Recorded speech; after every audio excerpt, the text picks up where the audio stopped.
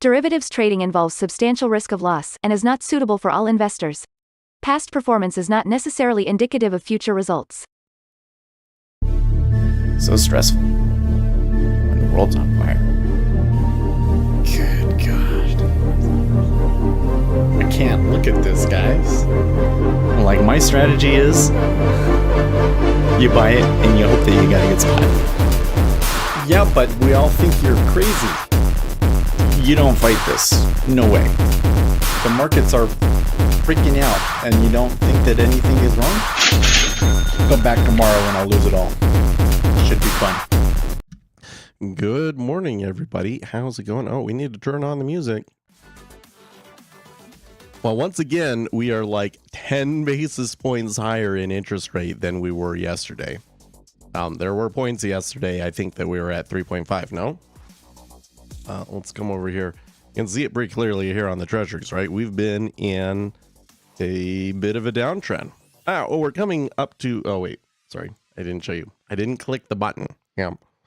We're in a pretty good downtrend. We are starting to get to, like, what you would maybe consider, like, support levels. But I think we're likely to fall out of that, actually.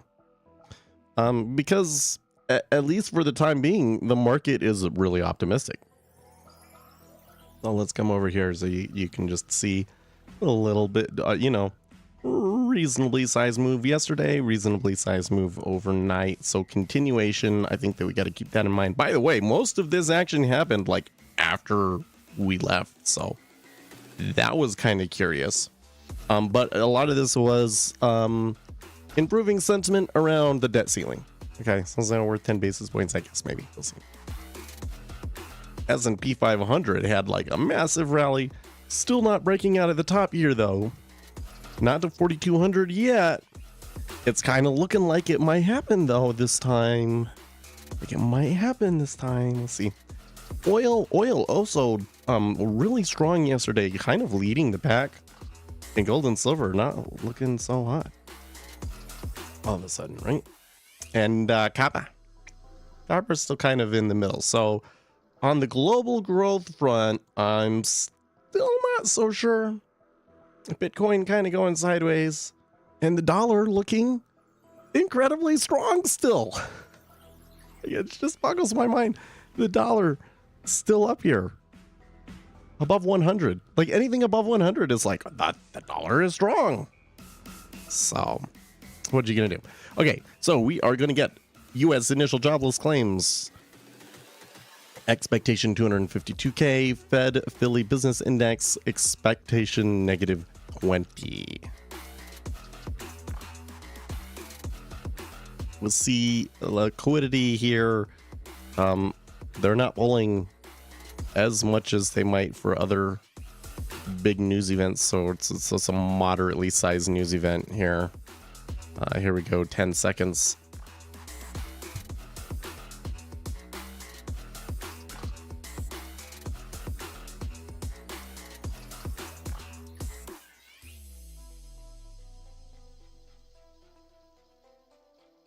Okay, I'm not hearing any numbers yet. There was a slight little move down there in the treasury.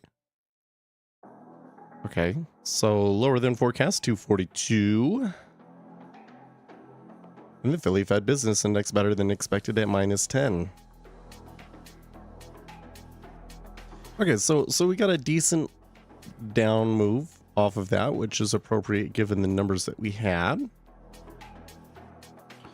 I am kind of looking at this and thinking maybe we continue to have a down day. I don't know if it'll be as aggressive as yesterday. In fact, I bet you that probably a lot of this downside move is going to retrace. Another thing that we got to keep in mind here for the flows, yesterday's move was in the E-mini. The move in the equity indexes was really impressive. You might say, oh, we had bigger moves recently, but actually there are some impressive things about it. And from what I got from the flow desks, people sitting on these desks at Goldman and JP Morgan and kind of saying, okay, like, what are our clients telling us? Which names are they transacting in and so forth? It looked like yesterday was kind of more of like a frustration, capitulation, short covering sort of a rally. That, markets are climbing the wall of worry sort of a trade right now. So we have to keep that in mind for the flows. That is the kind of flow that will tend to be multi-day, but there will be tactical pushbacks against that. So it's gonna be very, very nuanced today. We're gonna have to watch this. I mean, we're already getting relatively large orders at 08 and 08.5, for instance. So I don't think that this today is gonna be an easy call. Certainly, I think we have to lean to the downside, but I don't think it's going to be an easy call.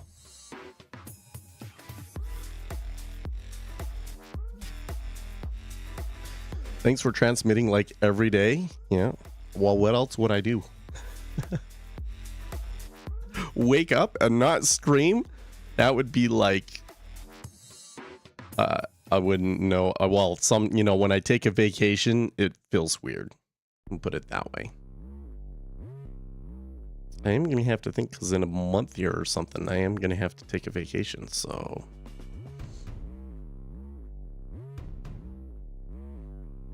Okay. So, that move right there makes me feel a little bit more confident in trying to take a trade, but I do not like the spread that is developing over here in the micro 10.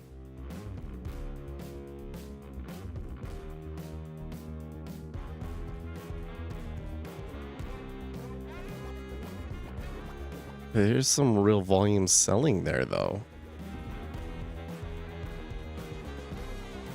4,000 at 06? Is that enough to make us stuck? It could be. That is kind of starting to give me that vibe, man.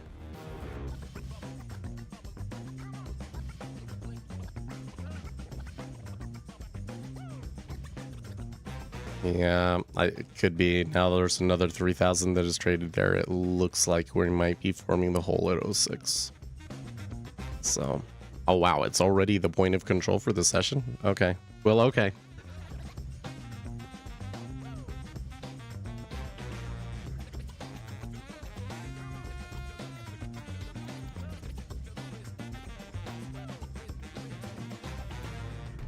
Well, let's go over to Zero Hedge, see if they've got any good new stories for us.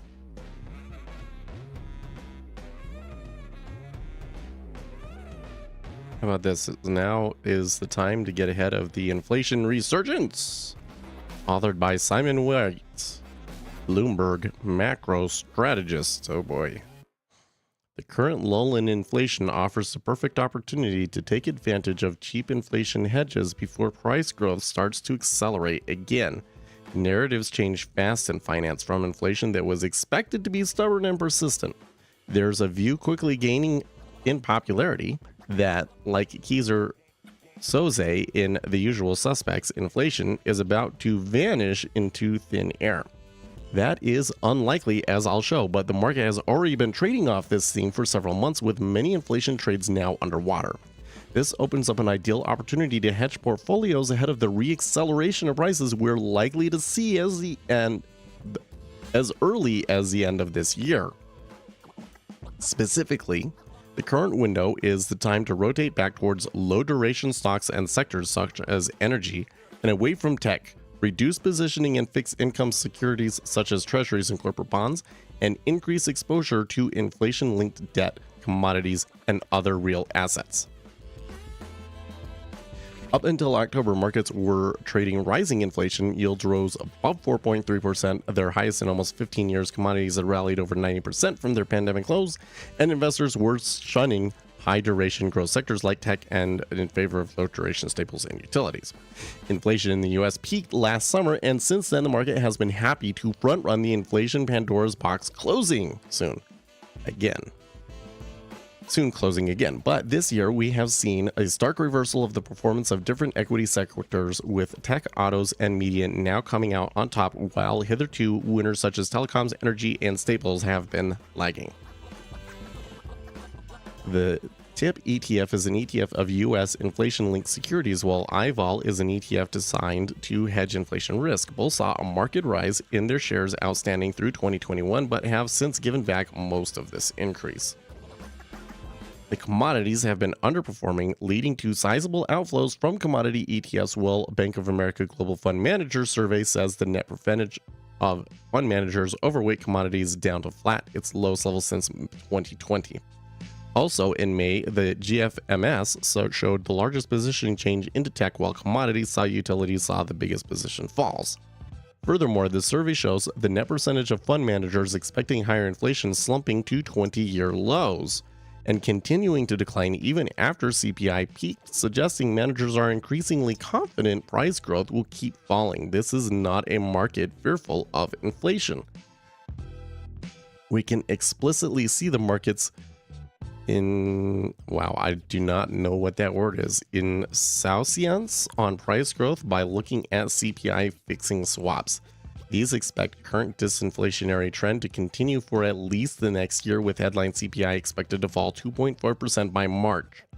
Meanwhile, the inflation break-even curve has gone from being completely inverted 3 months ago to being almost entirely positively sloping, as near-term expectations of inflation have collapsed. But the current disinflationary trend will not last much longer, and inflation is set to begin reaccelerating again in the coming quarters. To see this, we can break CPI up into a structural and a cyclical component. The structural component is the sub-indices of the headline CPI index that are above their long-term trend and persistently so. The cyclical component is what is left over. The components are defined as such that structural plus cyclical is equal to headline CPI. The chart below shows that almost all of the decline in headline inflation has been driven by the fall in cyclical component, while the structural component is still near its highs. But soon cyclical inflation will, due to its cyclicality, begin rising again, reinforcing still elevated structural inflation. Headline inflation is thus likely to make a higher low and begin rising again. Here's the chart they're talking about. I'll pull that over here so we can look at it.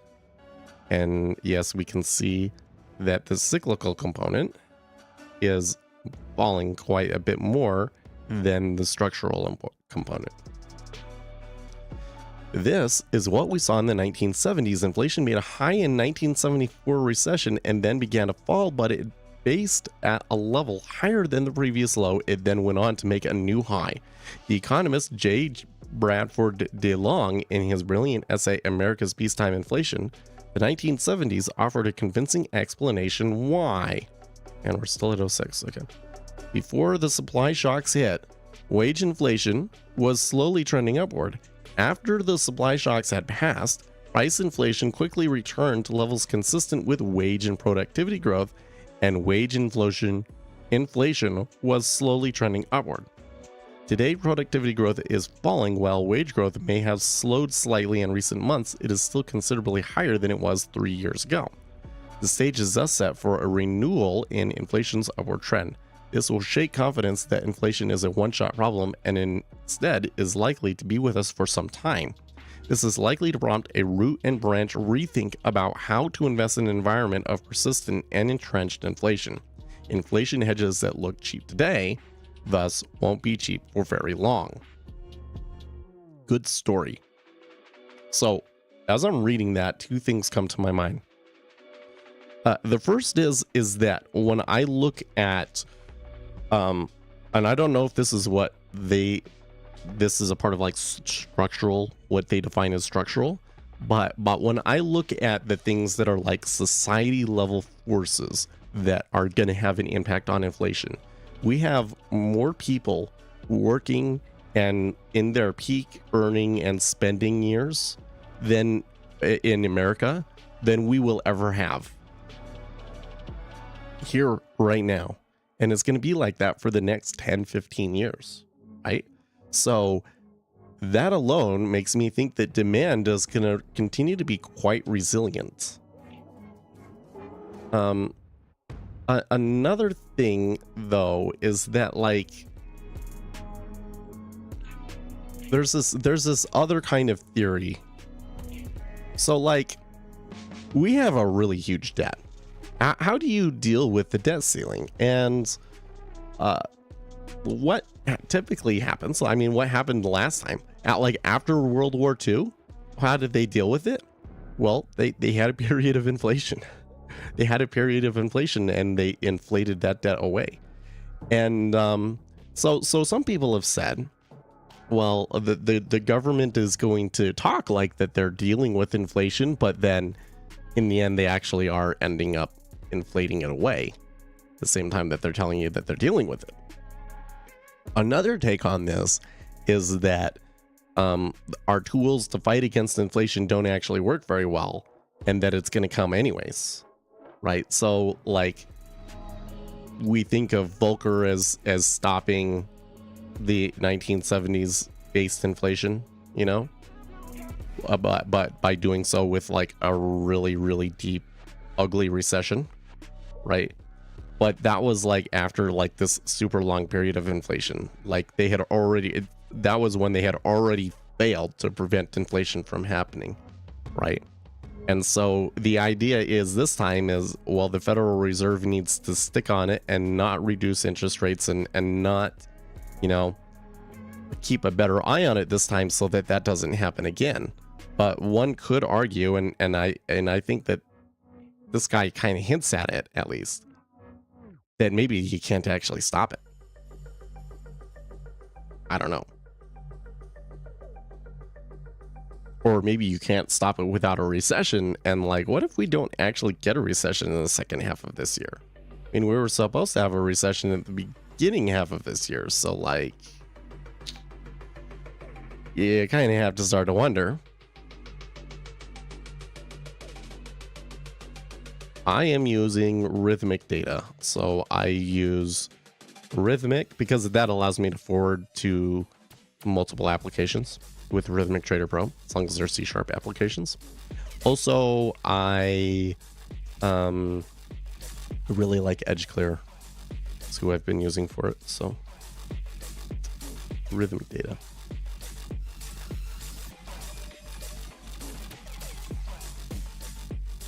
Okay, let's read this other story from Zero Hedge. Initial jobless claims dipped last week after MA fraud fix. It says, after the prior week's jump in jobless claims, which was later excused by Massachusetts, explaining their data was all fraudulent, last week saw initial claims drop notably to 242K, lower than the 251K expected. And sure enough, the decline was all in Massachusetts after last week's surge. Additionally, continuing claims dipped back below 1.8 million for the first time since the first week of March. It seems the transmission mechanism of Fed's policy tightening continues to be broken or uneven.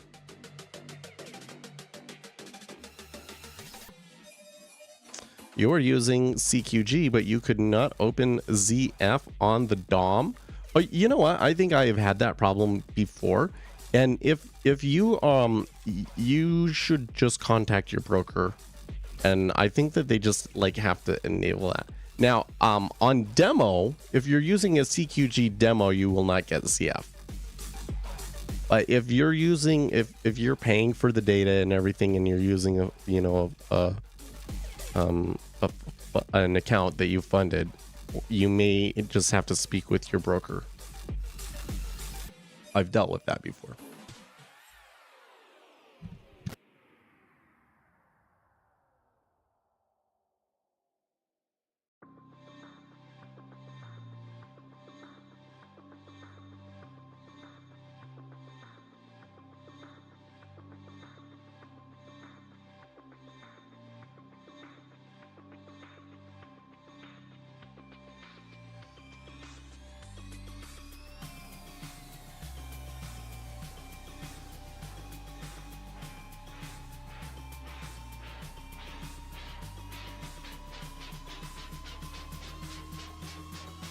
Okay, well, we did slip back up to 08. I don't know. I was looking at this and I was like, well, you know, we could maybe get involved on this, but I'm gonna pull back if we got good prices. But I don't really feel like I'm getting good prices.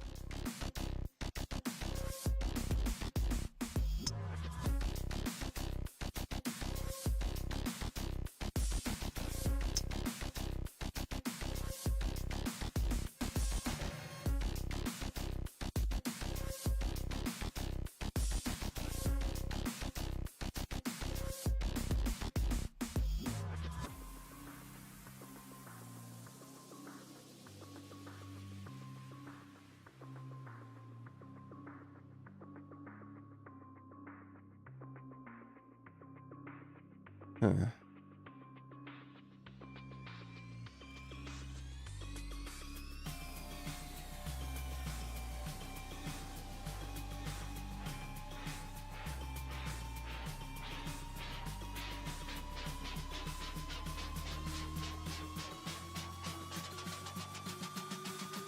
Hello, all. I am Jake. But yeah, welcome to the stream.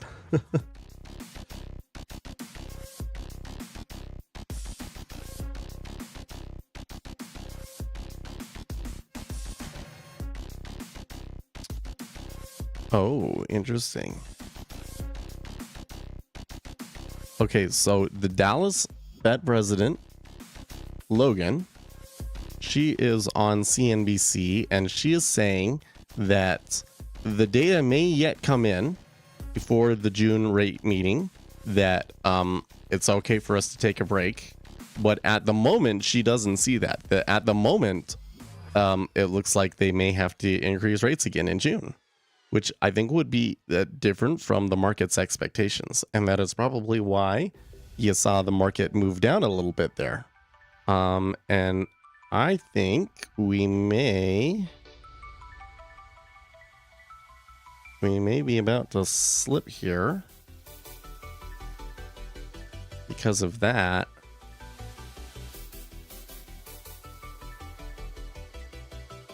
This is a risky play. Slow day. Well, the market could slow down, but so far I would say that it has not been slow. They've been moving. There's been a decent amount of activity, let's say. Like, yeah, we had the news, we reverted back up. So can you say, well, that's not too much to go off of? But like when you just look at how many, you know, well, oh, there you go. Look at that. Jeez. There's a decent amount of activity on the book here and everything. So I think that we could continue to see some movement here.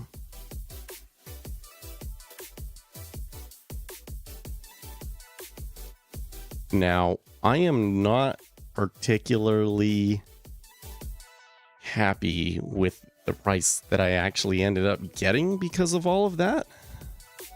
So I'm a little concerned that this could come back on me, but it is definitely running at the moment. So let's let it do its thing. We just got about 5,000 contracts, and if the market is going to start pricing in here a significantly increased probability of a rate hike in June, like I think that the stirs and like the short-term rates in particular could have a more to go here. So let me come into the FedWatch tool really quick. Let me see what it's showing me right now. So right now for June, okay. So in June, they're predicting a 70.3% probability.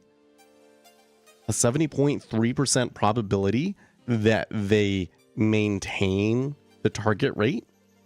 And that is down from a week ago when it was an 89% probability. And we just had a Fed member say that right now, given the data that we have right now, that she thinks that we would have to raise interest rates in June. That's something that the market is only pricing a 30% probability of. So yeah, this could move the market significantly further.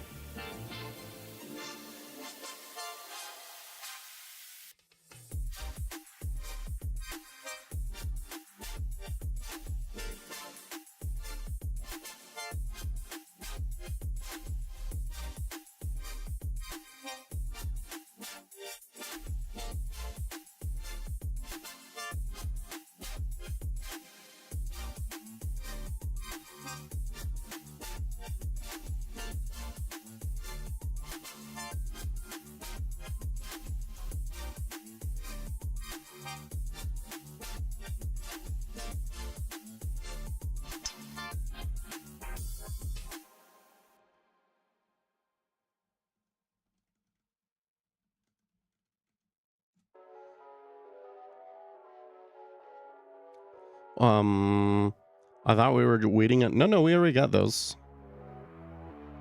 That stuff happens at the bottom of the hour. It does make me wonder though, what do we got tomorrow? Okay, so we're getting another node here at 02 half.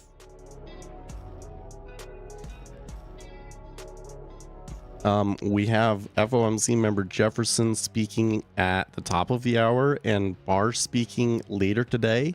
And then at 10 o'clock, we have existing home sales, CB leading index, and Logan speaking again at the Bankers Association annual convention in San Antonio. Okay. But tomorrow we have Chairman Powell speaking at 11 o'clock Eastern Time. Let's see, are due to participate in a panel discussion titled Perspectives on Monetary Policy at the Thomas Labaugh Research Conference in Washington, D.C. Don't know about that one.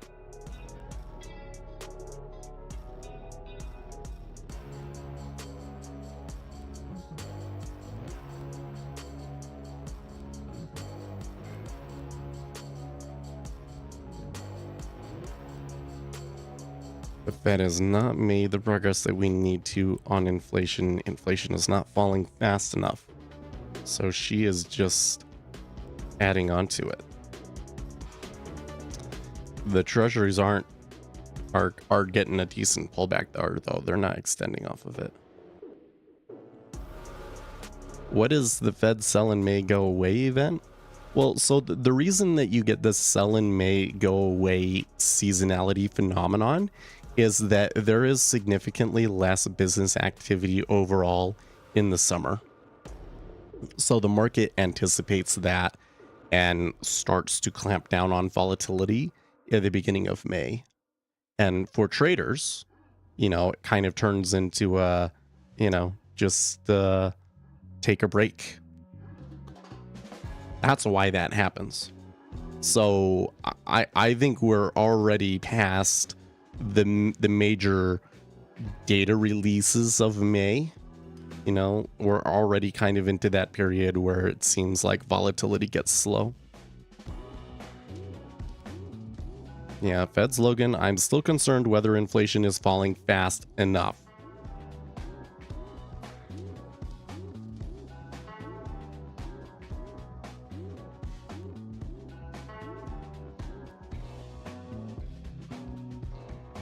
So decent pullback. It's coming back down here quite quickly. We'll see if there's more selling in this. I mean, we got about 5,000 net contracts trade off of that, and that was a comment that I kind of feel like if it's shared by other voting members, then we've got a ways to go.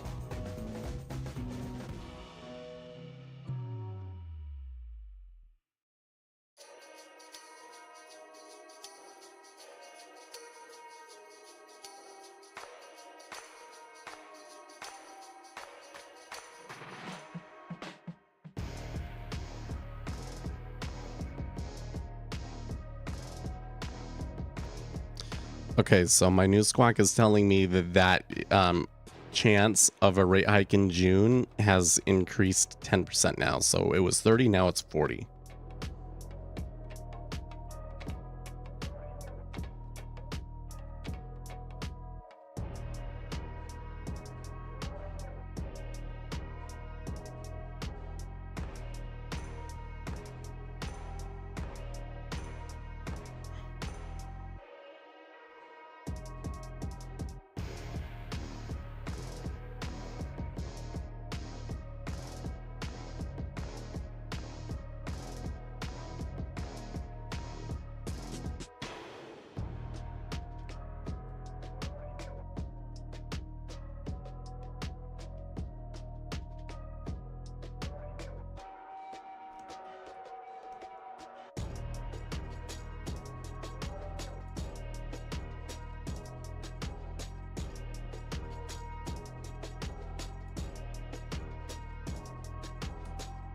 Okay. They were going for the lows, but somebody kicked it back.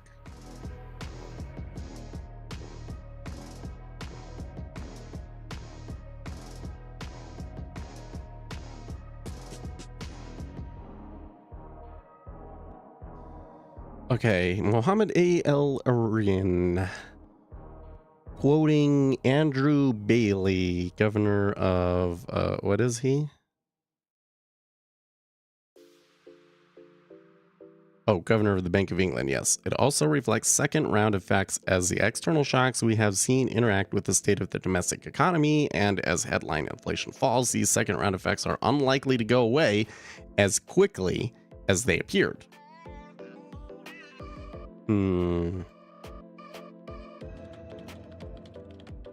So far, though, the volume, well, actually, we did see some additional selling there, and the selling is not letting up. But for now, price in the 10-year at the very least seems to be defying it.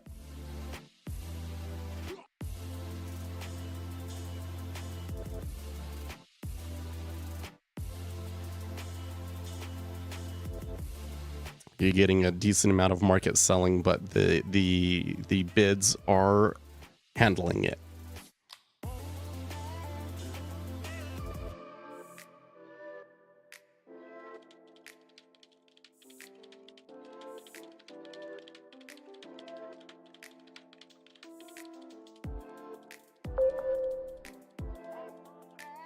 S&P 500 not happy.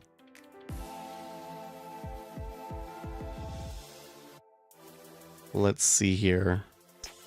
So we've dropped about 10 points since that happened. Hello again, Jake. Oh, no, wait, that's a different Jake. You know what? There's always lots of Jakes, though. Jake is one of those names where it's like if you know one Jake, you know like 3 or 4 of them.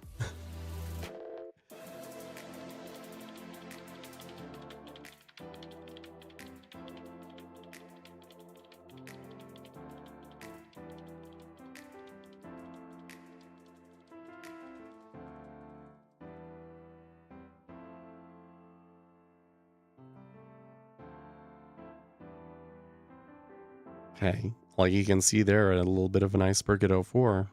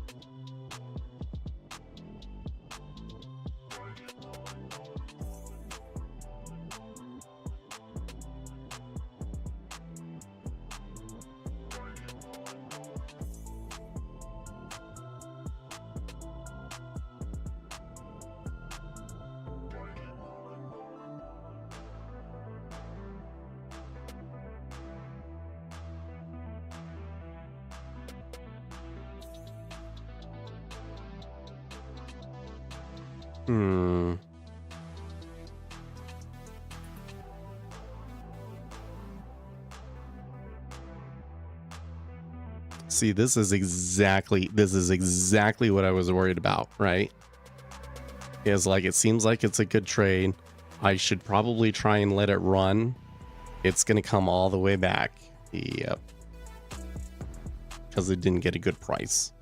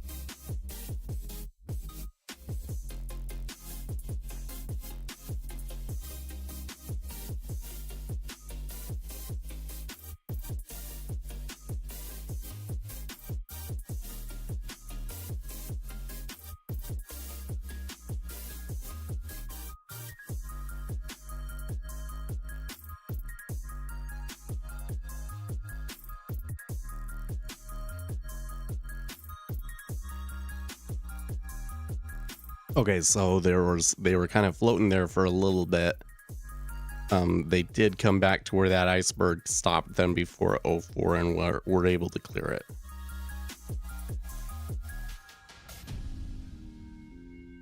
Jefferson's saying the baseline outlook is not a recession.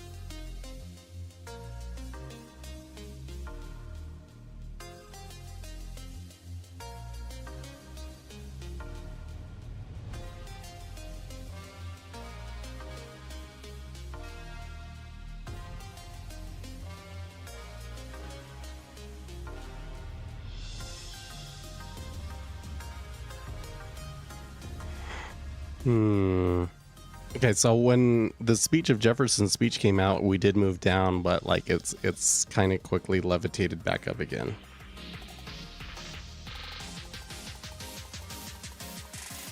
I am not, even though the price is kind of lifting up here, and you know, we're getting that quote unquote pullback.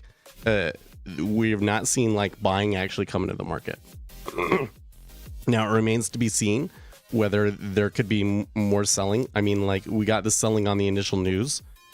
Could there be some more follow through? Like they might wait for things to kind of stabilize, and then we might see some people come in and sell, and that's kind of what I'm hoping to see. So far it hasn't happened.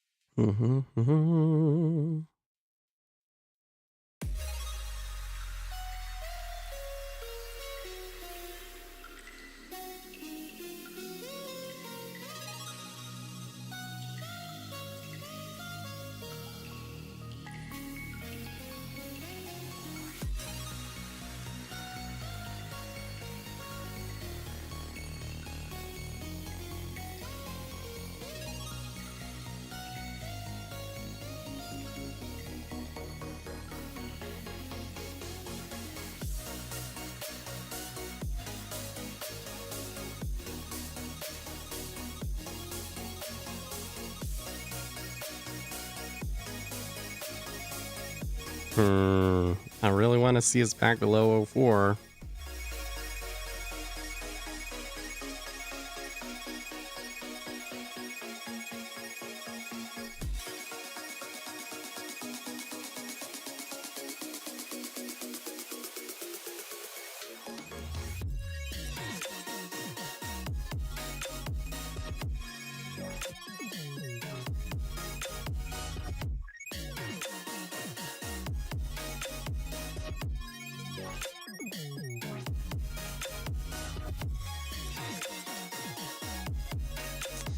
They're kind of pressing that upper side of it. I'm not really. It seems like this is more market making in this area. Like, I'm not really seeing. Like, let's reset it there. I mean, they could blow through it here for sure, right? That's 564, right? We could be in trouble. But it's not actually a lot of volume come through, right?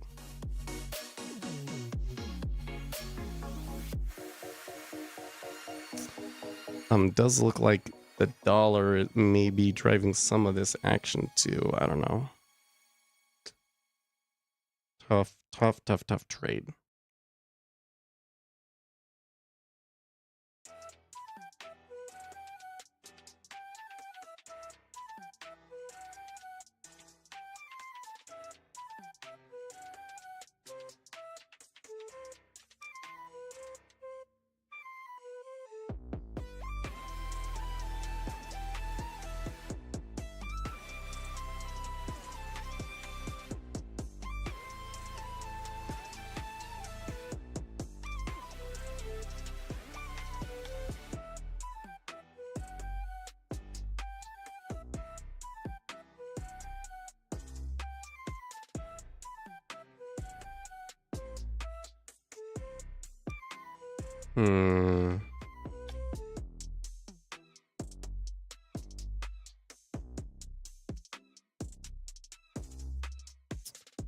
Okay. Jeez. Well, we're in, like I said, it wasn't on a very much volume. One of the consequences of that is if the market maker is completely in control again, it can like change very quickly, right?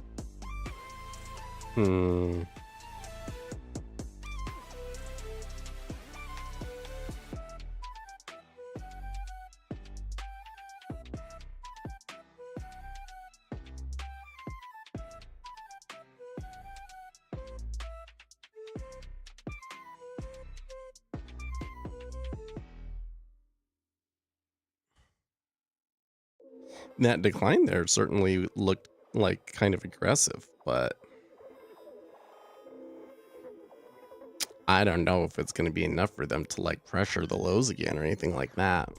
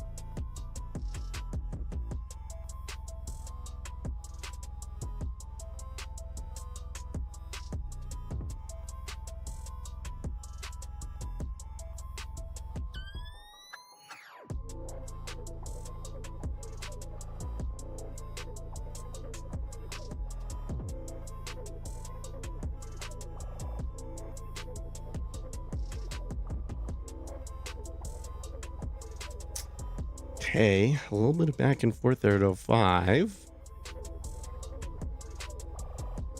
Either way, are we seeing flat? Yeah, we're seeing flattening through all this, so.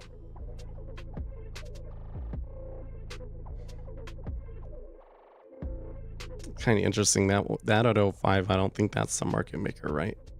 So now that's like the low latent liquidity kind of behavior.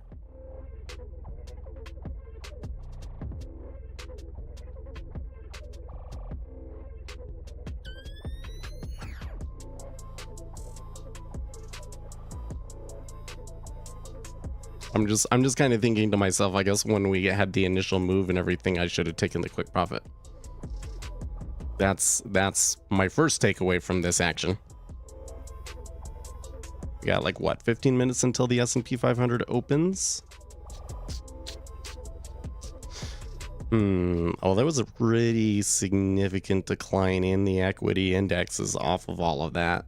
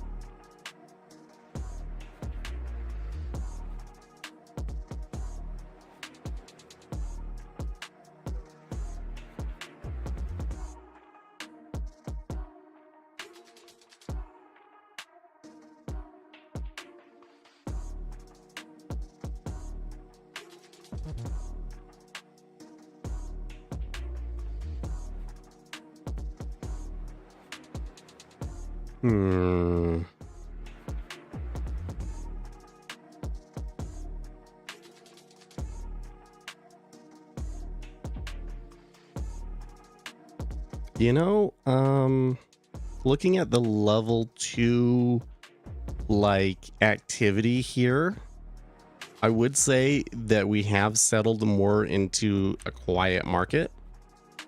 It's a little bit better than it has been at points of the week, but I would still say this is fairly slow.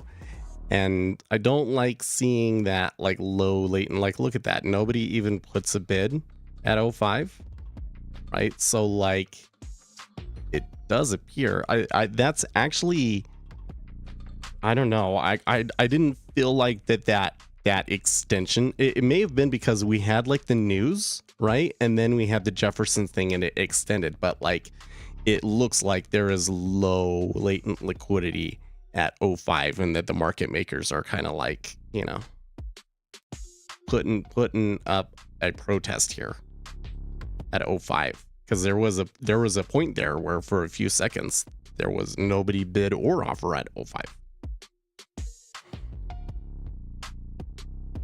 But like the market orders for the moment are not coming. They could come after the S&P 500 opens, so.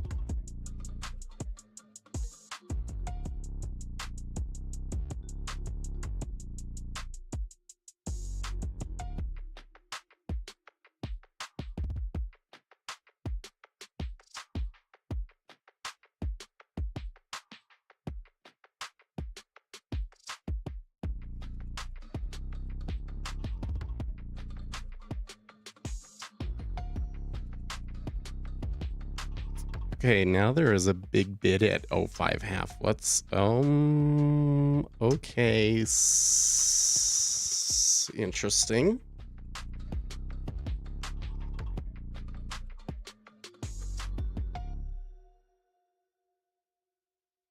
There was a big bid at 05 half, then a big bid appeared at like 06 half, 06, and the one at 05 half kind of disappeared.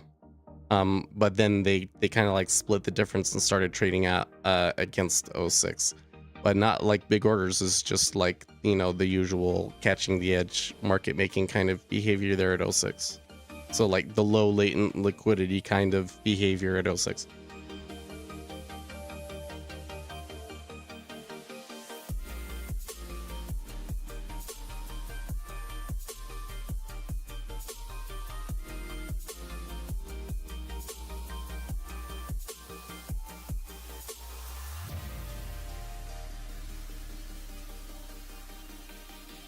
You know, one of the things I'm thinking here is like, okay, off of Jefferson, or sorry, who was it? Off of Logan's comments, what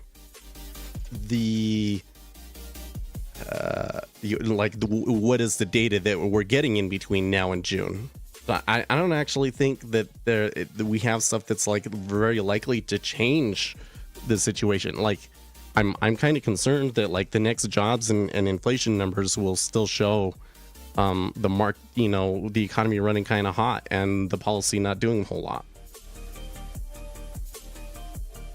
So wouldn't that kind of increase the chances of a June? Like, I'm kind of wondering here, like, because this seems like, okay, the market traded off of the comment, but now the smart money, well, maybe not even the smart money, but the market makers, let's say, are fighting against it. They're saying, no, we don't think that's going to happen. We think you're going to hold it.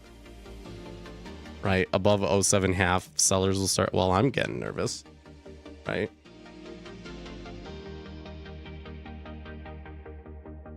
But the thing is we're not, yeah. I think you might be right here, Uzi, because we're not getting the volume. Like, we're not getting the volume, and how much higher would they have to cause us to rise up before we would start getting the volume? But there has been some weird stuff here on the level 2. There is somebody active on the offers. Yeah. Well, I sure am frustrated because it looks like I'm going to take a $10 loss here.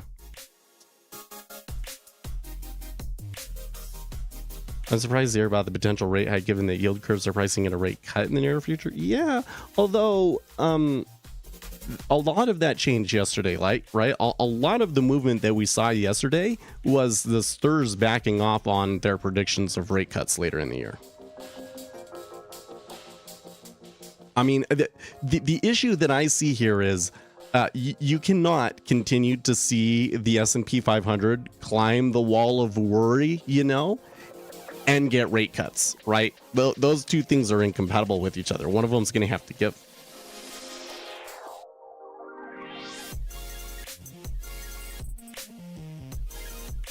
Yeah, that's what they call it, the wall of worry.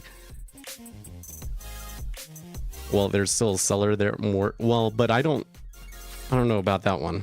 It's just a matter of who wants it more, because when I look at this, it doesn't look like anybody actually wants it. It's just the market maker slowly bringing it up, possibly correlations with the Japanese yen. Like, the volume in the 10-year is not there. It's just been flat since Jefferson. Or sorry, why do I keep saying Jefferson? Jefferson's speaking later.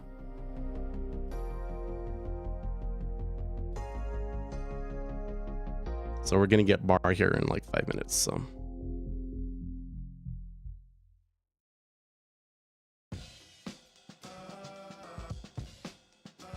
are you trading with size when you have enough confluences? Sometimes, yes. Sometimes when I really feel confident about something, I will double down on it. Yeah. But how much I put on often has a lot more to do with for personal reasons, like how good I feel and so on and so forth, right? I like to keep it small just because I tend to trade better under that situation.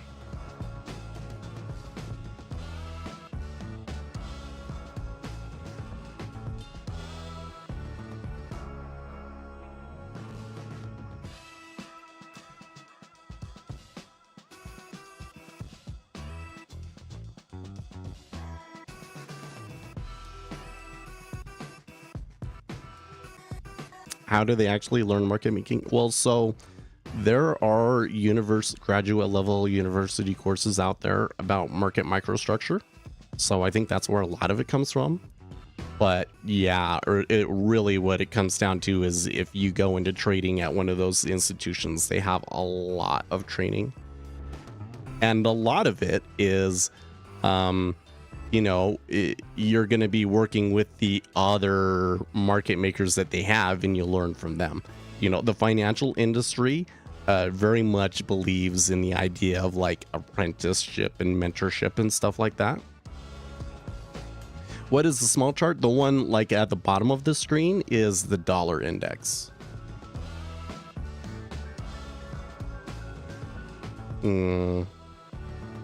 So we are seeing some downticks again, and it's happening kind of quickly, and I'm seeing a lot of, these sorts of games on the offers and stuff like that. So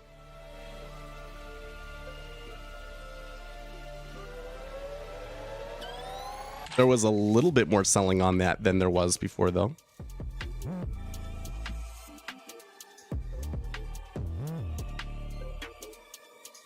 I think that the whole like mentor internship kind of model really makes sense, especially for trading, because again, it's like building a mental model. So you kind of have to be like, you have to experience it, and that means coming in every day and like trading it together.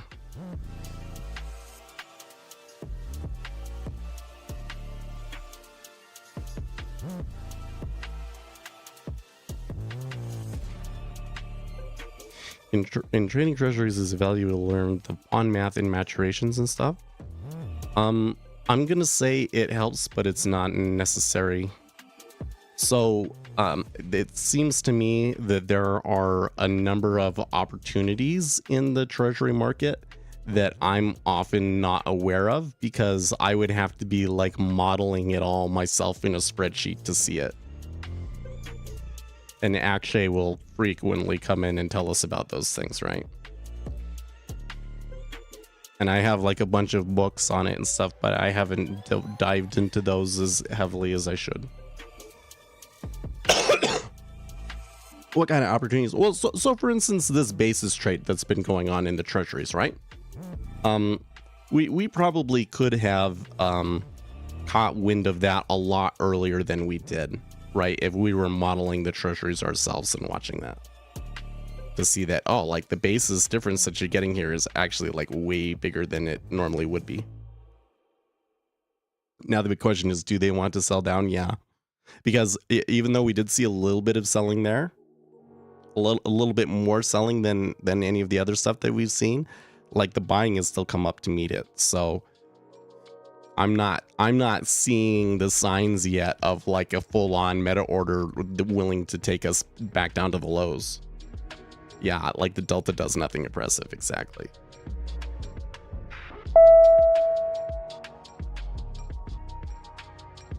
Okay, so we're supposed to get FedSpar speaking here now. I think that is due to testify on supervision and regulation before the Senate Committee on Banking, Housing, and Urban Affairs. Okay. So that means that we'll get like an initial opening statement and then a Q&A session. Did you gain any? Well, so, yesterday was really interesting because you're talking more in equities, right? So there was a lot of comments from the desks about yesterday, and their comments were basically that the professionals were very frustrated, was what I was reading on Zero Hedge and so forth, that like these guys were having to bail out of some of their trades. Like it was a basically it was a short covering rally, right?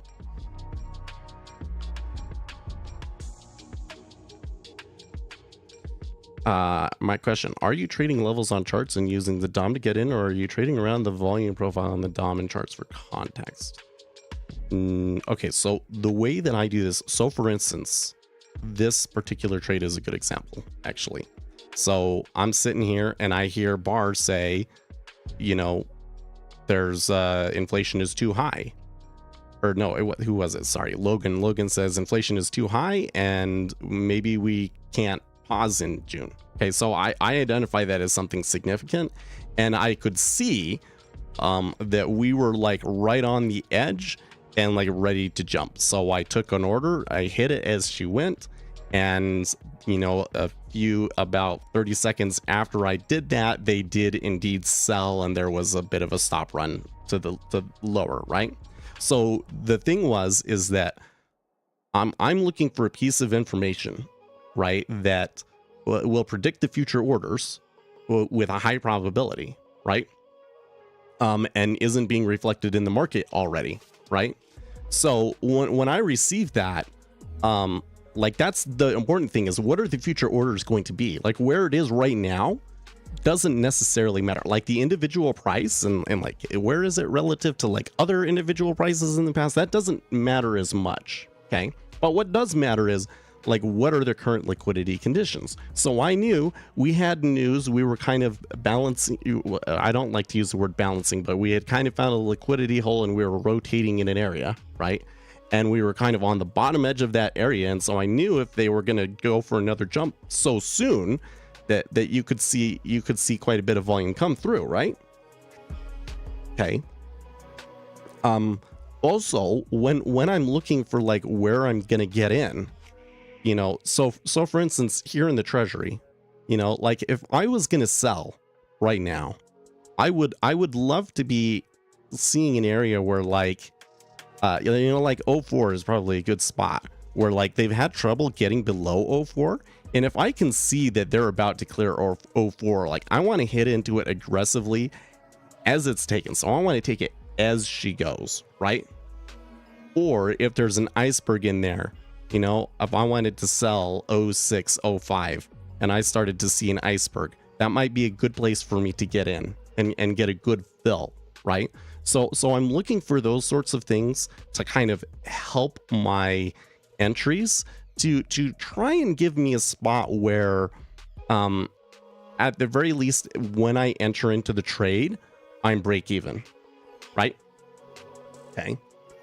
But ultimately, I'm taking it where it is based on the current conditions, right?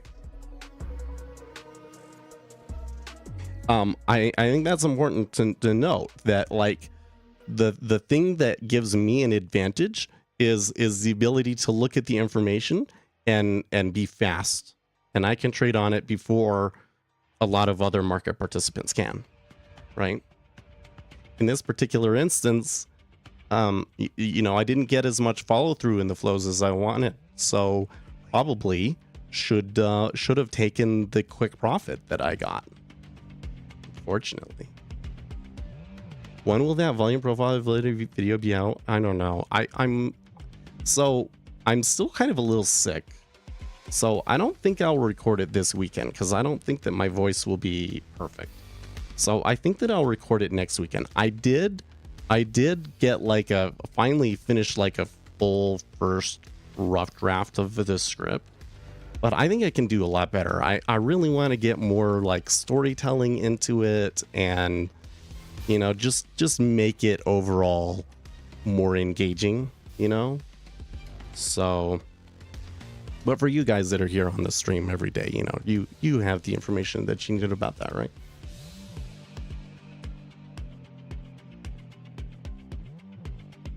Yeah, well, and so I don't know if you're talking about yesterday, Lucas, but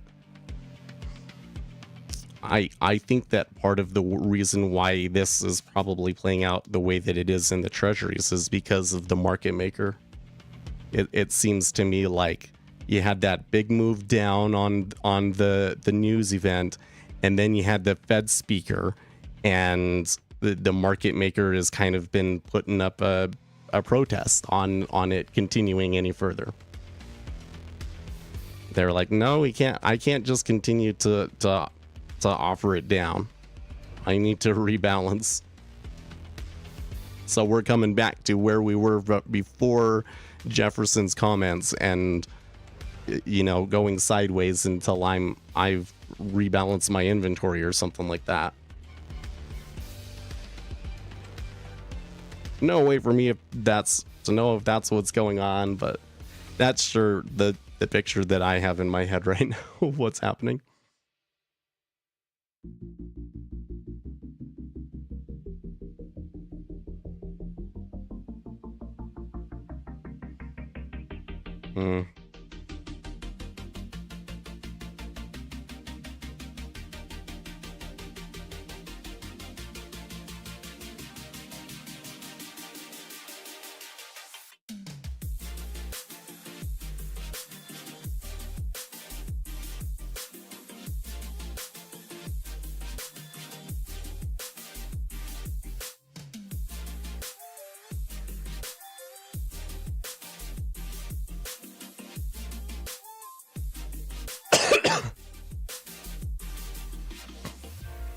You know what? I should blow my nose.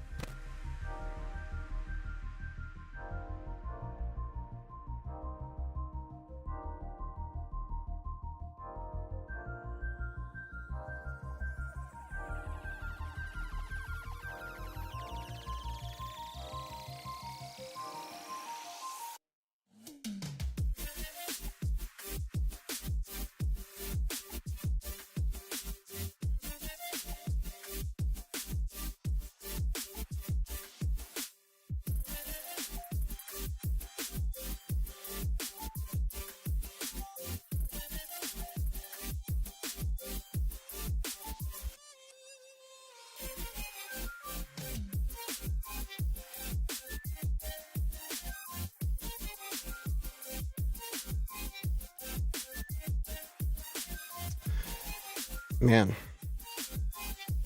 I thought I was getting better, but I'm still like getting yellow and green stuff out of me. Well, they're back to the 04. Let's see if we see anything at 04 again, right?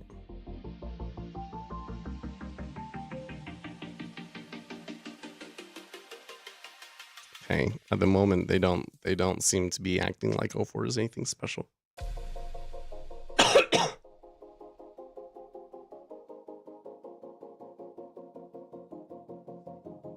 Price is coming down, but it doesn't look like the buyers are getting scared out. No, in fact, it kind of looks to me like, there was a buyer.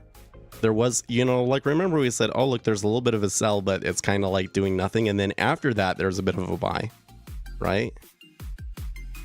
This still looks like market maker shenanigans, man. Right? There's a little bit of a sell right here, but then nothing happened, and so somebody bought right here, and like, okay, so there's a little bit of a rise, and then ever since then, it's like, it's without any volume, it's pressuring him. It's like, so I don't know. I still think that your original comment was probably a good observation, that if they had pushed up meaningfully above 07.5, you might have gotten more volume, right? But this market is just like not doing anything.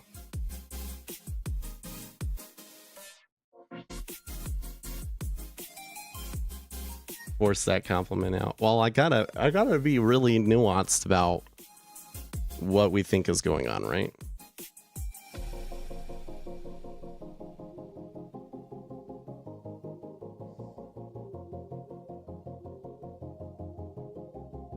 Especially with that one, because honestly, it seems kind of obvious, doesn't it?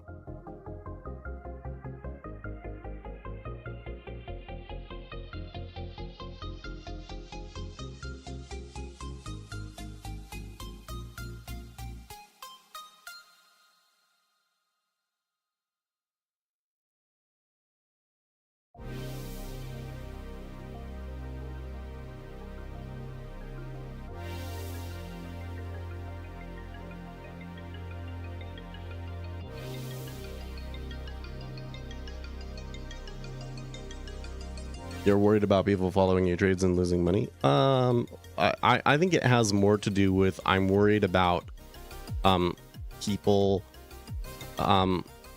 using the things that I say to base the models in their own head on and be like, oh, okay, here's a situation, this is where I want to take a trade in this situation, and yada yada yada. And so I've always got to kind of come in and point out all of the complexities in it to try and help that the model that they end up building is going to be more complete, you know? That's I think that's kind of more what I'm thinking when I'm talking about this stuff.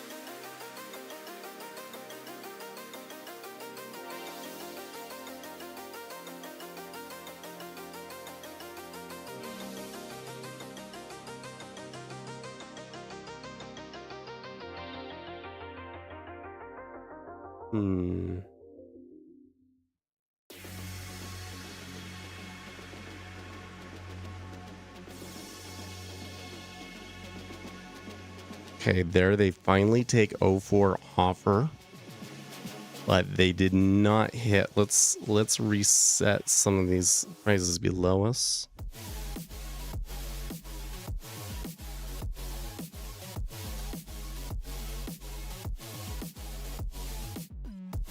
It looks like 04 went over and there was a little bit of I can't see it anymore, but I think that some orders did go off at 03.5 because I can see it on my chart. But now I'm starting to see a little bit of fight. Like there was 1489 bought at 05. That ends up being a significant amount. Yeah, I still don't see the buyers getting shook yet. I don't either.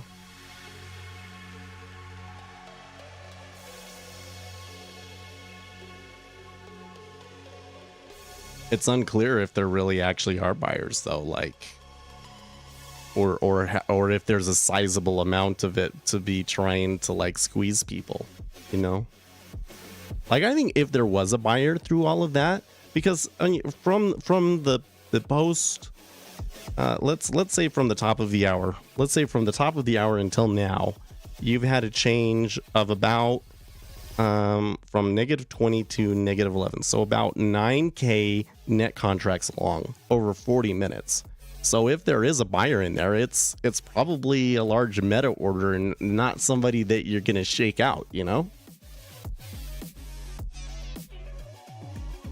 And or yeah, assorted profit taking after the news, yeah. And I'm still kind of sitting here looking for the chances of a rate hike in June is actually a lot higher than the market is pricing right now, and so there's still a lot of adjustment to go kind of flow, and it's just not coming. And it's been like what? It's been an hour, right?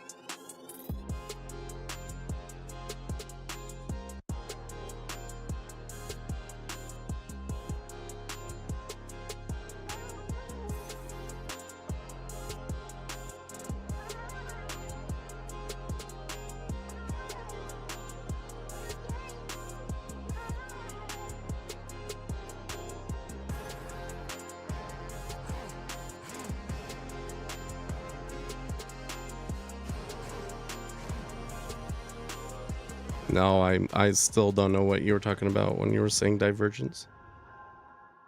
I mean, the thing about yesterday, I guess I kind of got myself distracted, but the thing about yesterday is that it seems to me like all of this significant stuff actually happened after the stream, right? Because what really happened was Joe Biden came out and started saying, basically Biden caved was what happened yesterday. He basically said, yeah, we are negotiating and I feel confident that we're going to get a deal done. And he started talking it up. And then that was when everything really started moving, right? So that was well after the stream. I didn't know if any of the stuff that we were even looking at or talking about during the stream mattered at all. NQ up and the rest of the indices down. Well, okay. I mean, that's something that's been going on for a while though, right? So there's 04 offer again, and immediately I see orders at 03 half. Not that the 04 offer is too thick.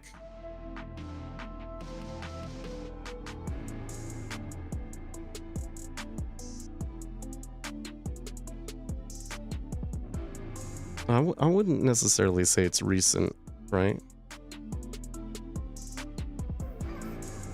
It's the market has kind of been in this buy tech since like March, right?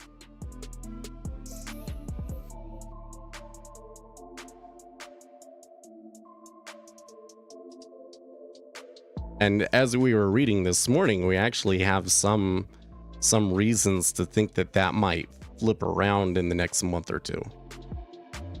I'm sensing a possible shake. I don't know. We're certainly starting to. Oh, okay. Look at that.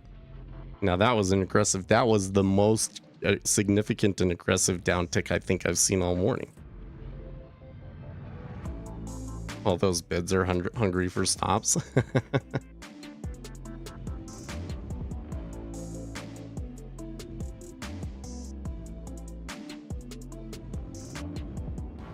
Well, so what I'm saying is that the outperformance of technology has been happening since March, right?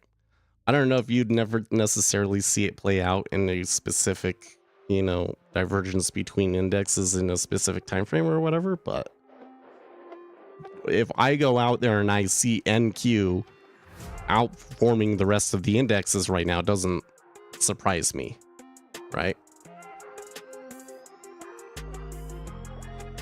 I guess NQ up and the rest of them actually down is a little weird.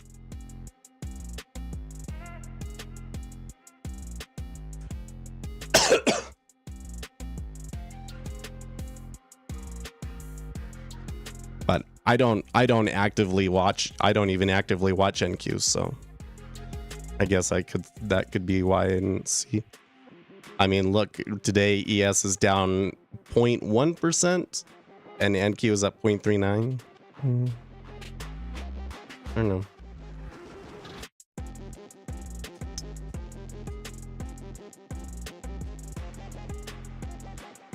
This is definitely something worth noting, but I don't know if it actually matters.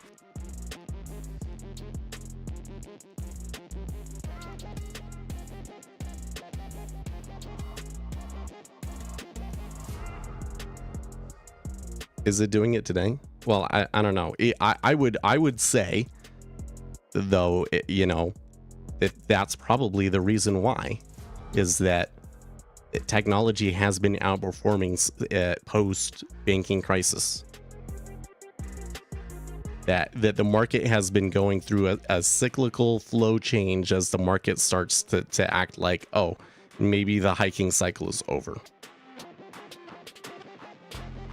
Right?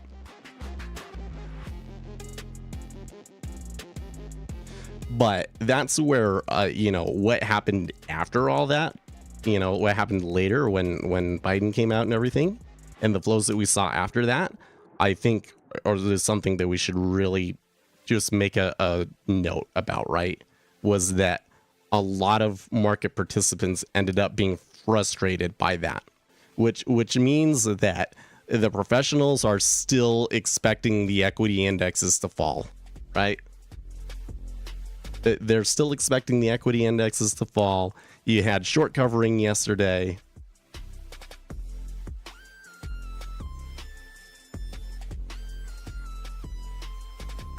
Well, this is the kind of macro shit you're supposed to love. I guess the reason why I'm kind of poo-pooing it here is because I feel like you're catching the we're talking about something that we're catching the tail end of, right?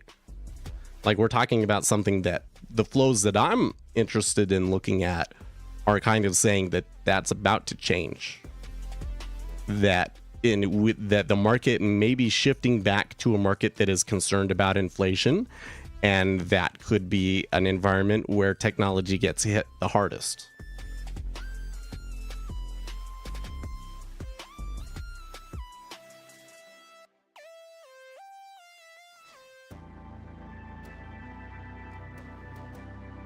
Yeah, that last comment must have been before I said the last thing that I did.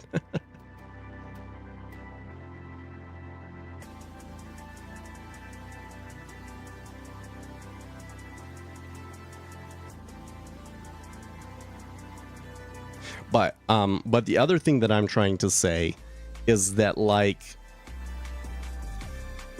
that particular like watching the spread, okay, between NQ and ES, for instance, is something that I do tend to have put out there right now, right? And today it looks like it's going down, which I believe means that the NQ is outperforming, right?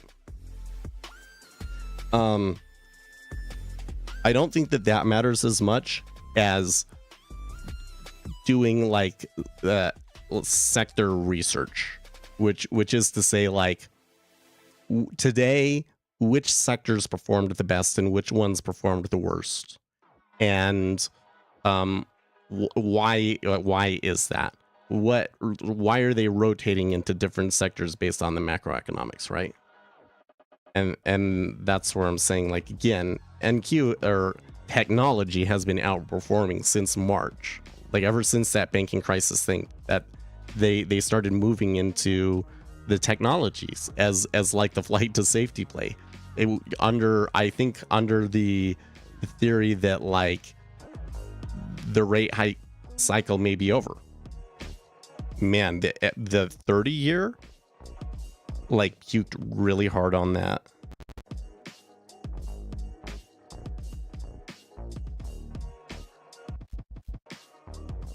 And yeah, and between NQ and RTY is probably an even better way of looking at it, yeah. And that's where like what the past 2 days or so RTY has kind of been done well, right? Not today though. RTY get hit the hardest today.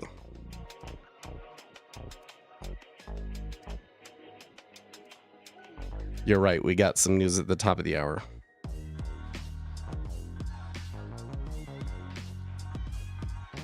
It's building permits and housing starts.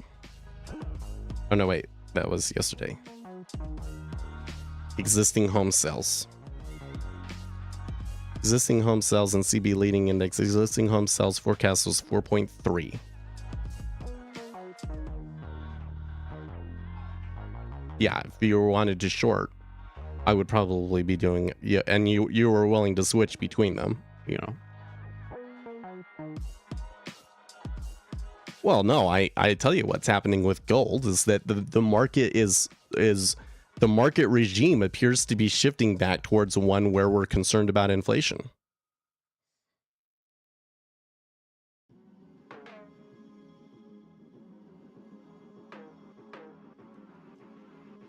So like again, the equity markets continuing to climb the wall of worry, and meanwhile, the Federal Reserve having to reduce interest rates later in the year. These two things are incompatible with each other, right?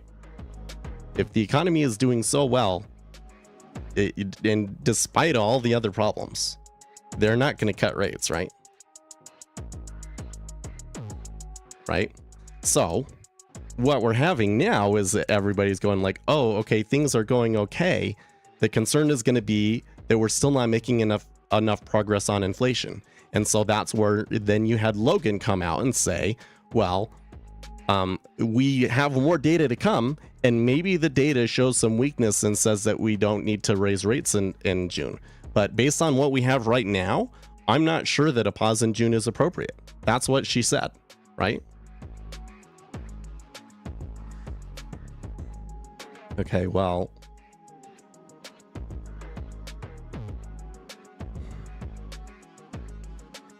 so I'm looking at this now. It looks like what we had was kind of like it dumped, and the timing of that may be related to the news that we're about to have in 3 minutes.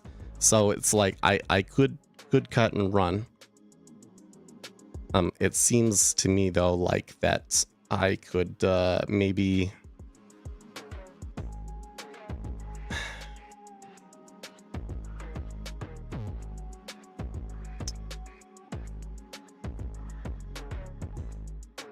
the decision is whether to keep it on through existing home sales. That's not necessarily usually a huge mover. So imagine the volatility post debt ceiling standoff. Yeah. Well, if they, man, I don't know. It sure sounds like that they're likely to get a deal done now. Like that was a really big turnaround, but it looks like Biden has made the decision that we're just gonna get a deal. You know, that I'm surprised that the market was that, because you know the whole time we were like, well, the market doesn't seem to be acting like they're concerned about it. Like the market doesn't seem to be pricing in. Like it seems like it's more likely than the market thinks. They're not pricing in it at all. But then when it goes away, it was like a huge rally. So I guess it actually was being priced in, or it was weighing on things more than we thought, I guess. Right?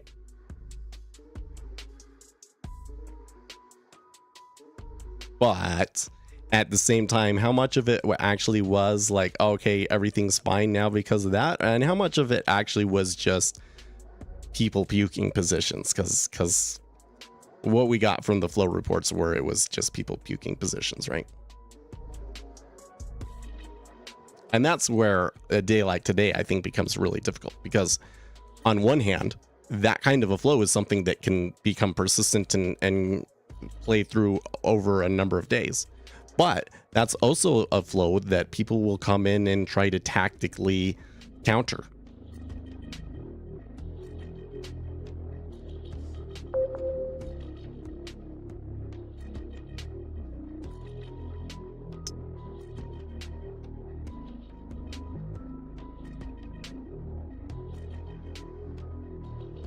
Okay, so existing home sales was slightly under expectation at 4.28 versus 4.3.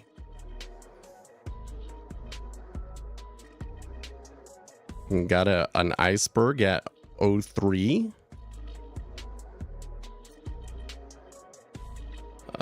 I'm seeing a little bit of flattening in the 5-year, looking a little heavy.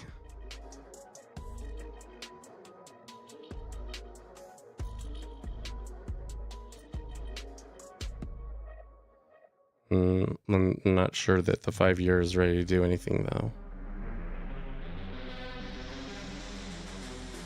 That could be a push and pull right there.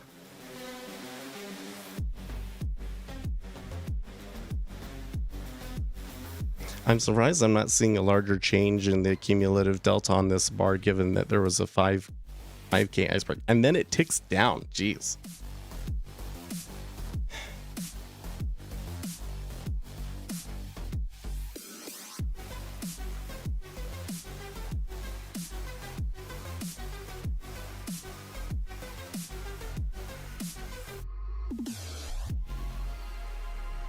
Okay.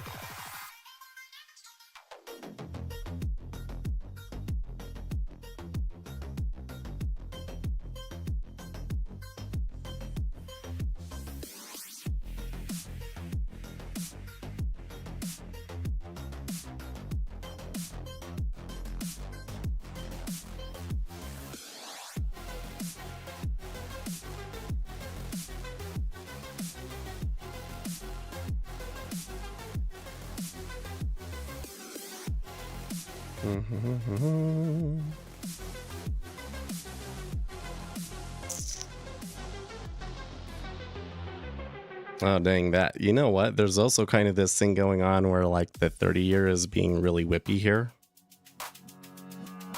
That seems to be affecting our trade a little bit. Like when they pushed down to those lows, like we almost had 20 ticks, right?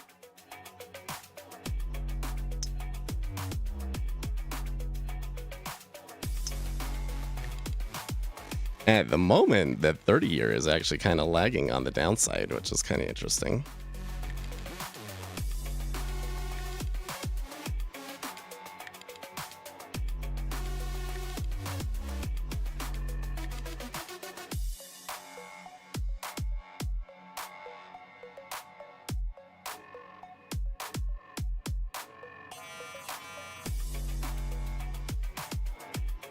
Well,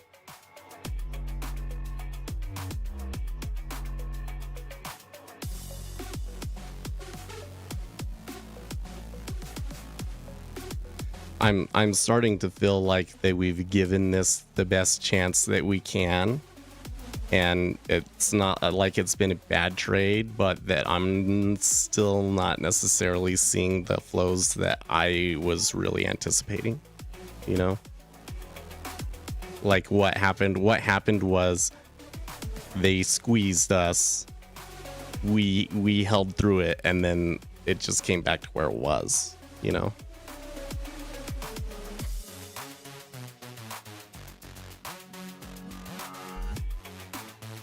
There is the liquidity here on the inside is a little bit lighter now.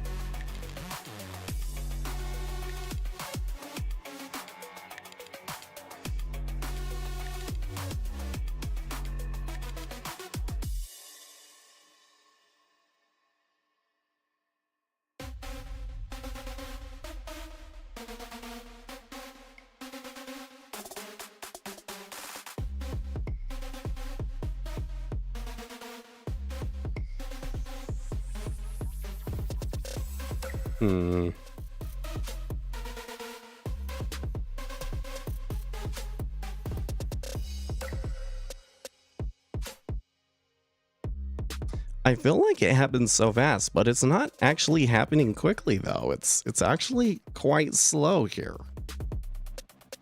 Let's see, like, look, they're not going to fill me at 0.2 at 625.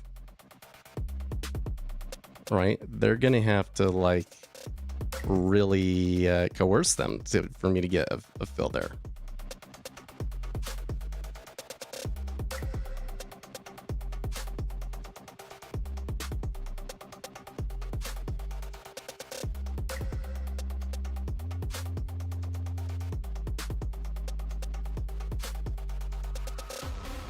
All right, there, you finally did it. Okay, it's time for this to careen down now that I've finally gave up on it.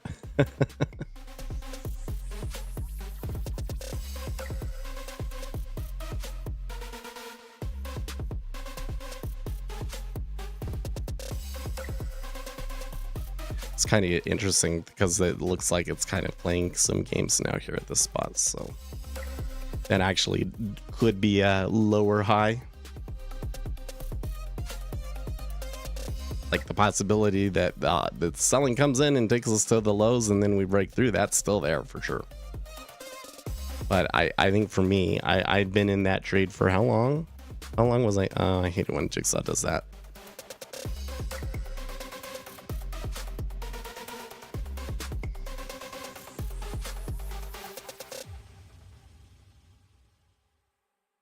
Uh, 1 hour, 17 minutes. Didn't really get the selling that I wanted. Yeah, I probably should have taken the 10 off of that. Like when it went and I got, you know, I was getting like 15. I wanted to get out and I didn't. That's why when it came back to 5, I was like, fine. So I'm not too happy with, I'm not too happy with my entrance on that either. So even though it was a profitable trade, I'm going to rate that like a B-.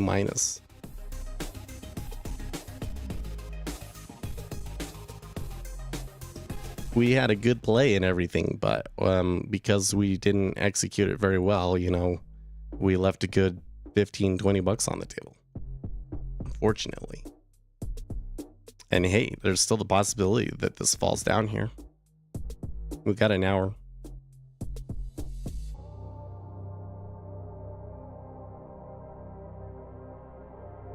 It's just, I kind of feel like I'm not seeing the flow, right? So like if it does go, if it goes down and it's like on no big change in cumulative delta again, then that's still not the trade that I was looking for, right?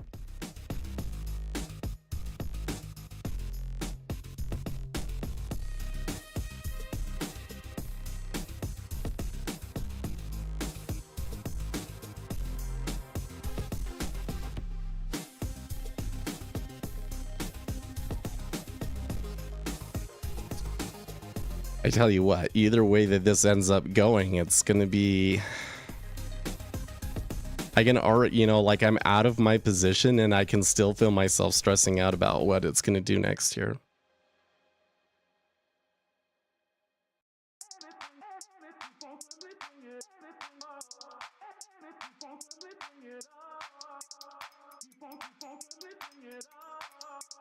Also, while I'm seeing the 5-year kind of acting like, oh, I don't know what it's going to do, the 30-year just looks like it's just like stuck.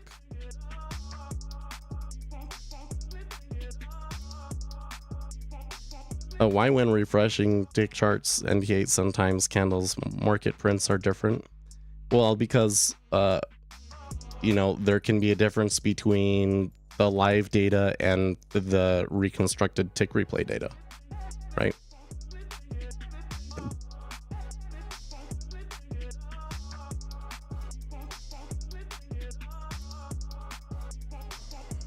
I don't know if there really is a way to fix, because NinjaTrader doesn't cache it, essentially. You have to make a new bar type that caches it.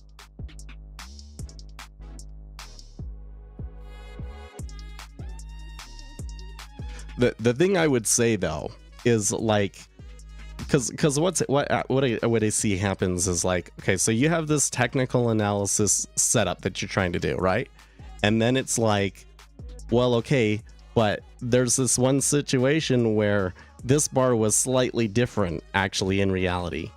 Like what I saw when I was backtesting it on the historical data or whatever is slightly different from what it actually was live, and maybe it's only a difference of a tick, but it's different, right? And that changes the strategy. And my response to that is, well, that should really make you think twice about trying to make something like that the basis of your strategy, right? Like it, if there's a little margin of error in the data, that means that, how much you rely on that data is going to have to be less than what the error introduced by the margin of error comes from, right?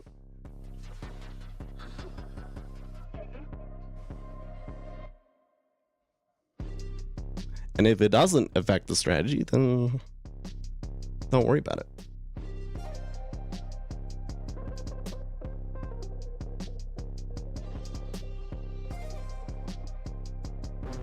But it is kind of funny, isn't it? Right? That like once you really dive into it, you realize that the data that we get as retail traders isn't perfect. And there's like always this perfect data out there. Will it help you? I don't know. How can we find out how many orders belong? Yeah, so if you have MBO, then you can kind of look at it and see how much each order is. I think it's still possible for you to have like, for somebody to have like 2 orders out there. And you wouldn't know that those 2 orders are associated with the same person. But, if somebody puts 100 contracts down and then he adjusts it to be 200 contracts, you'll see that in the MBO. You'll see that order will change from 100 to 200 and go to the back of the queue again.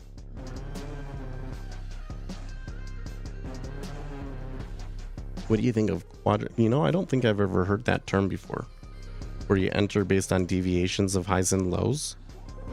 I think that just based on what you've told me about it, that my first thought is analysis of price alone tends not to be very effective. I don't know. Oh man, this is now starting to turn into a bit of a shit show. Like, they've been back and forth at 04 half a ton, and it kind of makes it look like, oh man, maybe they're actually going to go for the lows again. And then it's like, oh man, maybe they're actually going to retrace the whole range and go up. And then, actually, it's just rotating around 04 half. Oh. And it's been doing that for what? Almost 10, 15 minutes? Yeah.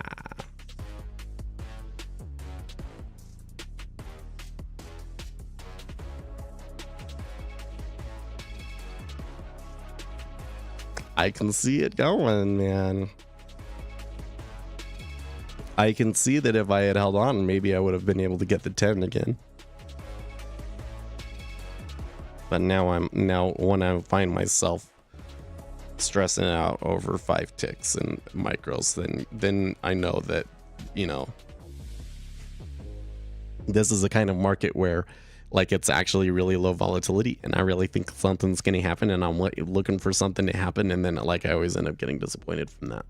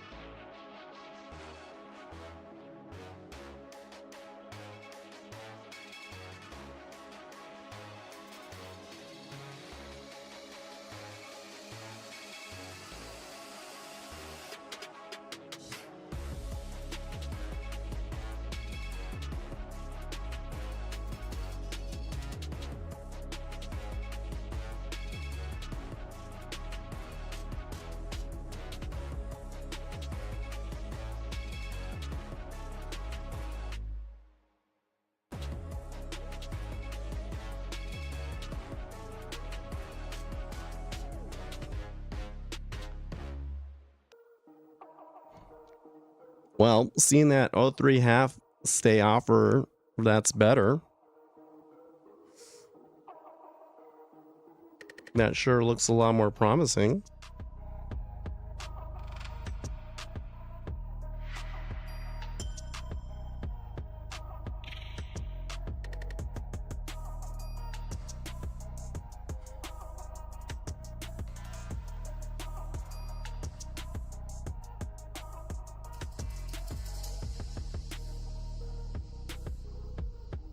So if this goes, I'm going to be like, oh, I should have held it, right? But I'm kind of sitting here thinking about if it's just kind of one of those situations where it's luck of the draw, because I really don't feel like it makes sense to sit in a trade for an hour and 15 minutes and then, you know, only go your way a little bit. A little bit of an iceberg at 03. That could be something. Could hit in again. I always have the opportunity to get in again. Although, honestly, after that, no, I would probably, if I was still in, I would probably be looking for the 4. Come on. You know I would, right? Something tells me maybe it should be out at 635, but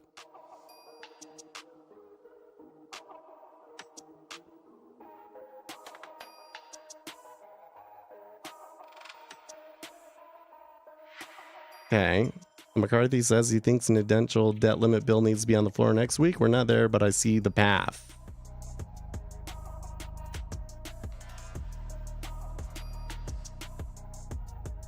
Oh, ooh, okay. There are some orders there, isn't it? I think that these orders, though, I don't think this has anything to do with the earlier flow, though. I think that this is they're trading McCarthy.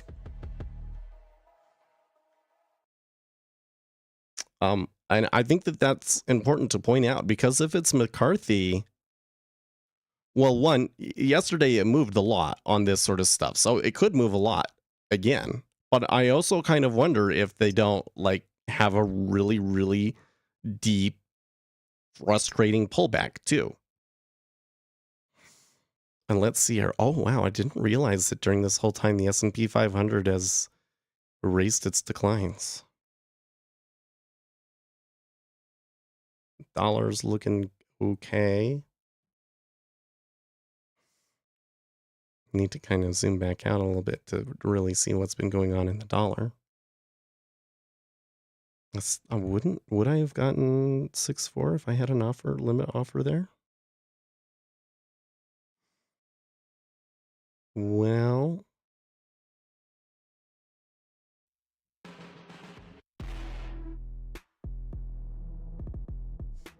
I don't know, guys. I think I just kind of have to chalk that one up to I don't think I necessarily did anything wrong on that one.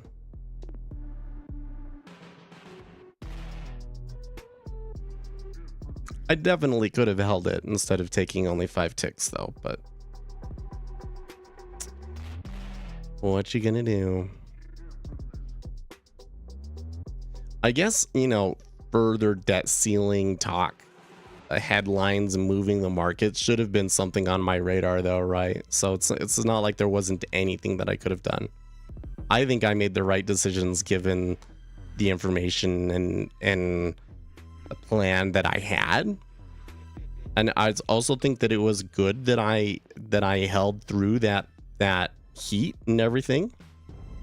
It's a little frustrating to hold through the heat and then kind of miss the bigger move.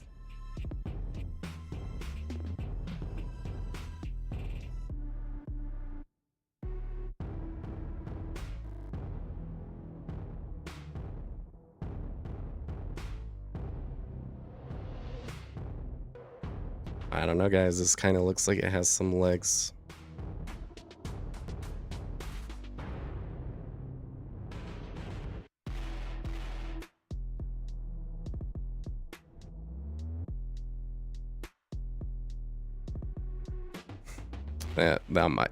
If this goes a little bit further, I might just be really tilted.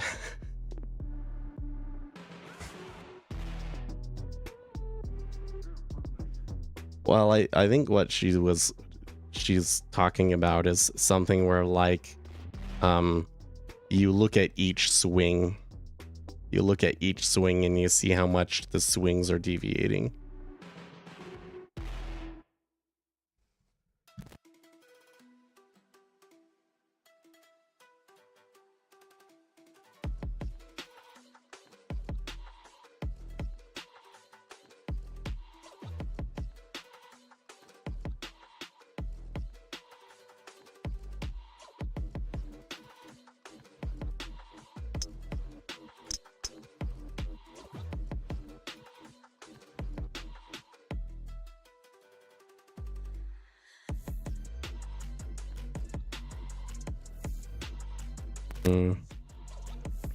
When I look at that, it still looks really tempting. Like it's gonna, I mean, the activity level has increased. There's definitely more interest in it now, but it's not turning into market orders yet. Negative 24 is kind of like what I was looking for originally, right? Yeah, totally. Like if I had done this originally, see the negative 10 to negative 24, 15K. That would have been an acceptable exit.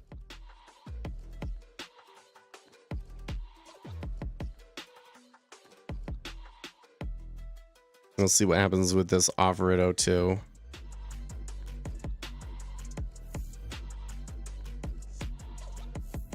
Yawn. Yeah. I don't know. That was, you know, even though it did make a new low and everything, it wasn't that wasn't that great.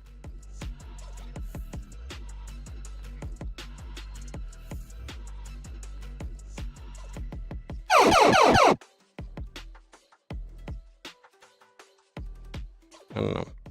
Is that what am I walking back?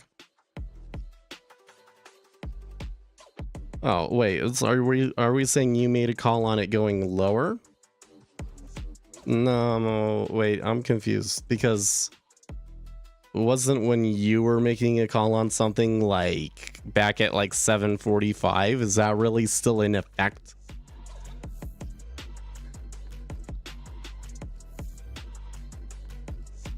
No, that's not how I read what you were saying. Oh my gosh, now I have to go back and try and reread this.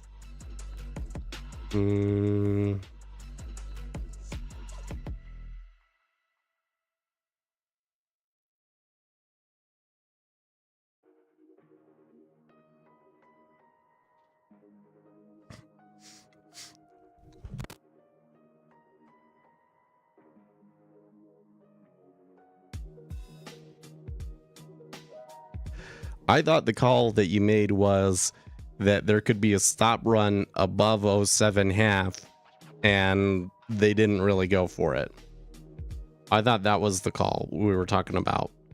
And then I didn't hear you make a call per se, but when we started going down, you started saying the same thing about the downside for sure.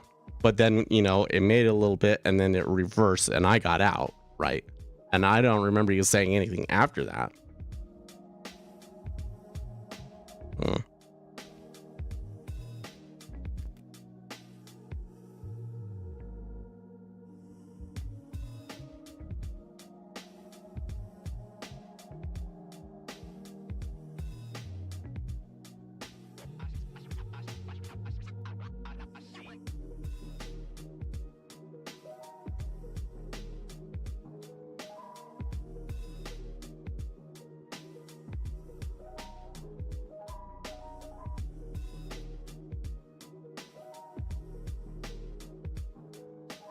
I said above that. Okay, wait. Come back here.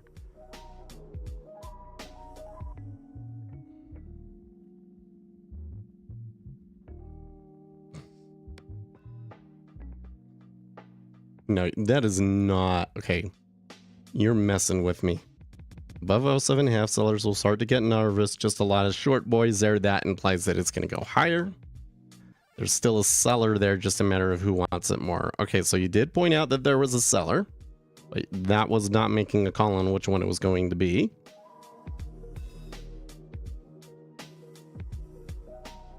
Then I think that was, I told you, and I don't see that. Oh, I wish I had timestamps.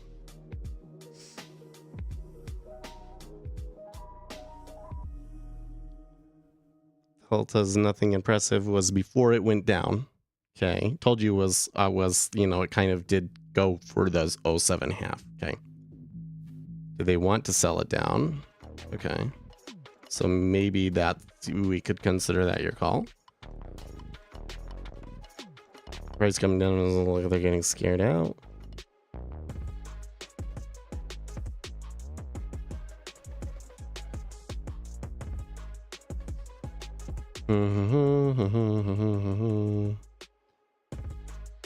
So then when we went low, you were kind of talking a little bit, right? So that was when I was like, oh, he must be short. Okay. But you didn't really say anything after that, right? Yeah.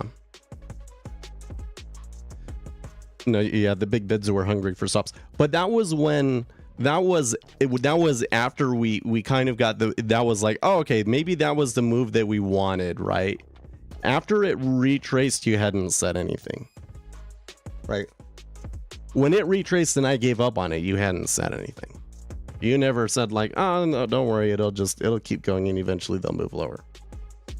And to be honest, if you had, I would still say it doesn't count, because you weren't saying, oh, Kevin McCarthy is going to come out later and they're going to sell it when he's talking, right? Because that's what really gave us that that last little move, I think.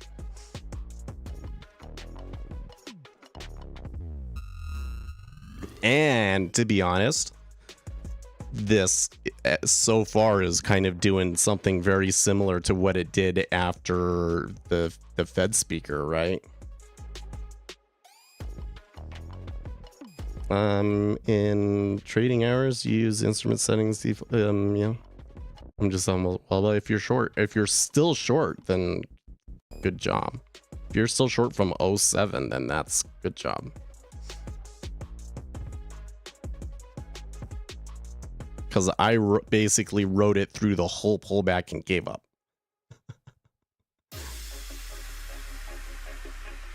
I said I'm still not seeing the flow that I want to see.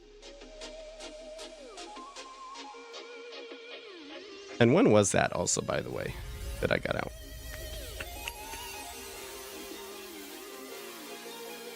$8.06. So it sat for like another 10-15 minutes before that went. So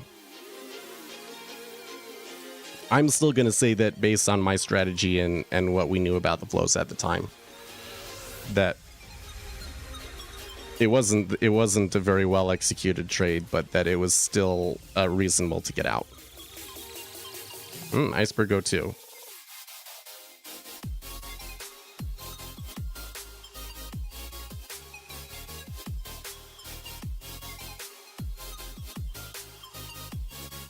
Because, like, the other thing is, what if Kevin McCarthy hadn't have spoken and it retraced back up to the 07? Because I think that was probably still a reasonable outcome, right? In fact, it's still possible that we see 07 today. I'm not going to say it's likely, but I think that it's still in the cards. What do we got? Oh, oil. Or, sorry, natural gas.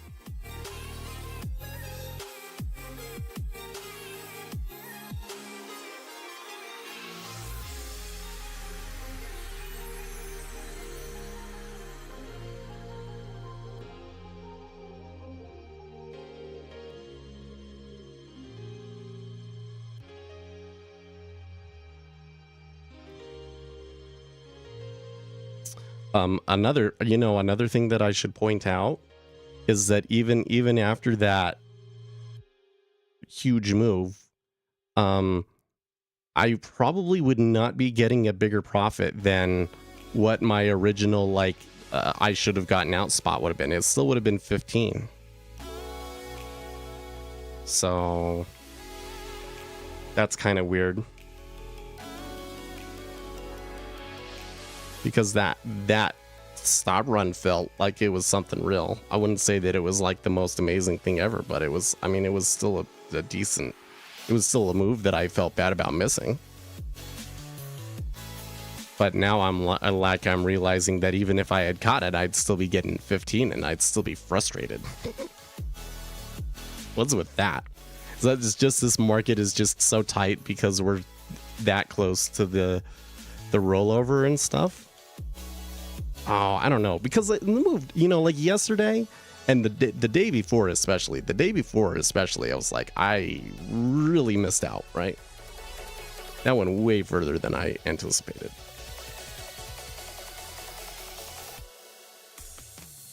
It was like a 10 basis point move.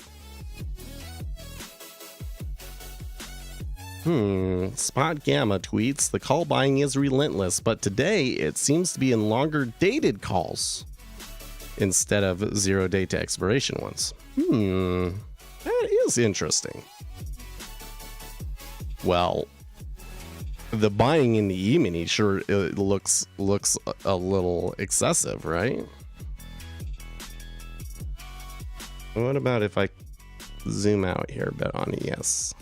From that chart, does it look crazy? No. Actually, from that chart, kind of makes some of this stuff that we've been seeing maybe look like noise.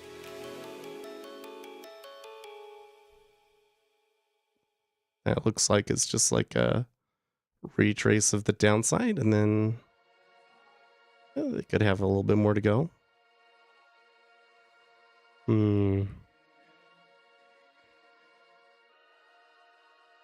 Thing though is this recovery in the ES that happened before Kevin McCarthy said anything. I think that the move lower in the treasuries may have been driven or exacerbated at least by Kevin McCarthy. The ES though is just like the options traders want to buy it for whatever reason, you know.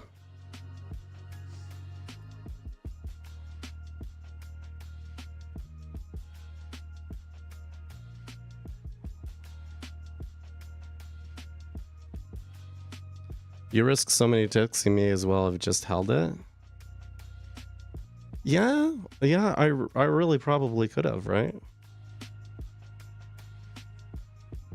But I mean, in reality, it wasn't actually that many ticks, right? Let's see here. 48.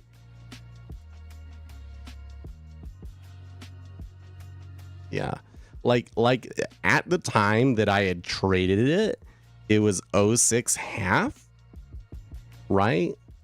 And the best that I had gotten, it had gone like what? 07 half, so I had lost maybe 2 ticks at one point. And then the best that I had ever got was 01 half. So 5, 10 ticks. Oh, that's actually like right in line with what I usually get in the on ZN anyways.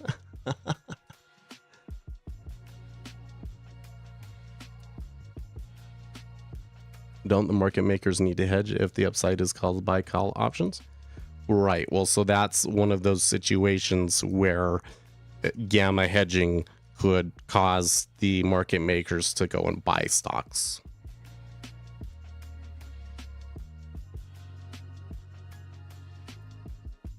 But the key takeaway from that, I think that Spot Gamma was trying to point out, was that for whatever reason, the options players are trying to do longer term trades here today compared to what they normally do with just 0 day to expiration gambling. So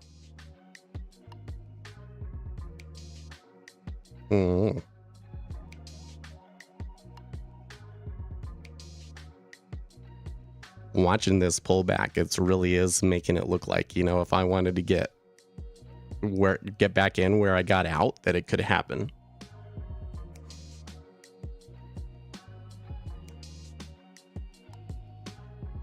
But that still puts me in the mode of the decision that I made was actually the correct one. If it hadn't been for Kevin McCarthy, it might have been worse. I might have taken a loss or whatever the deal is. And so now that Kevin McCarthy is done, what are the more flows that you're going to get? Because isn't there just a good chance that these guys that sold off of Kevin McCarthy just, you know, end up taking the profits and, you know?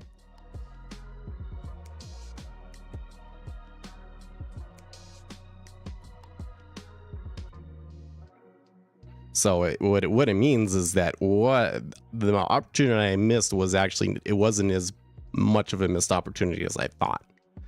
And the real mistake was still not taking the profit when I had the easy opportunity to do so off of the stop run.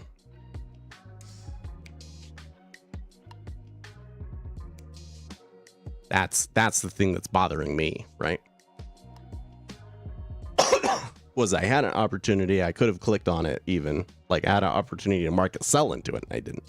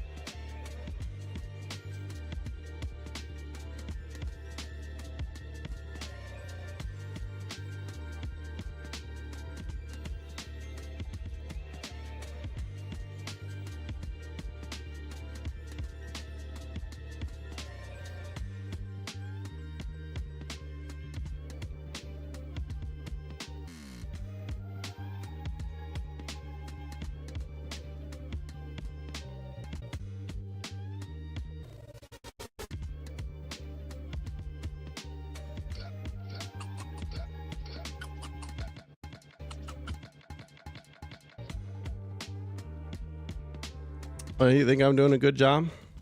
Thanks. I don't know. I didn't feel like it was my best trading, to be honest with you. But I don't know. Not too much banter. Oh, well. I've been quieter today, yeah.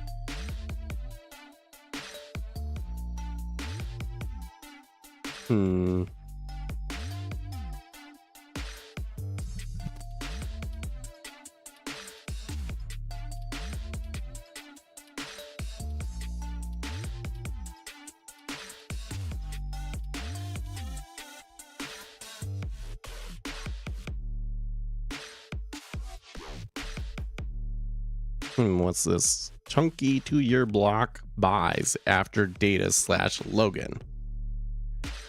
5K at 102.227. Wow, a bunch of them. Buyer. Huh.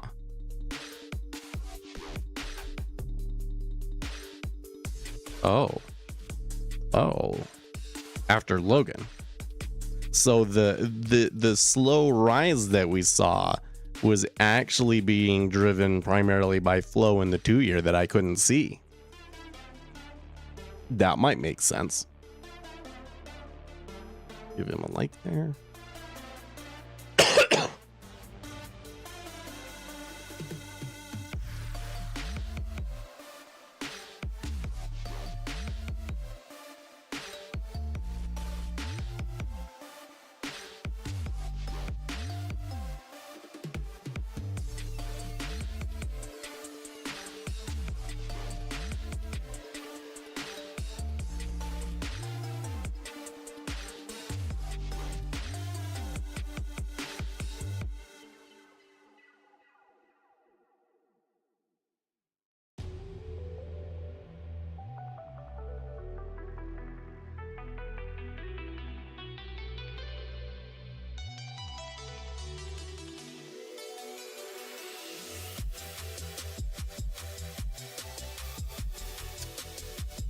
I'm kind of watching this, like, wondering if maybe they do another little bit of a move before we get going here.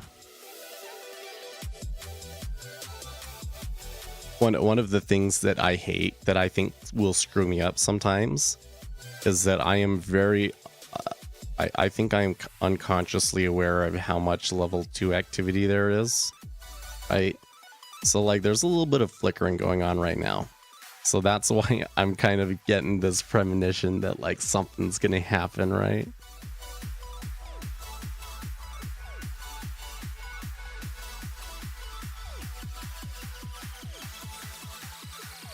I guess another part of the problem is that since that kind of mess that we had at 04 half where I had gotten out before, right?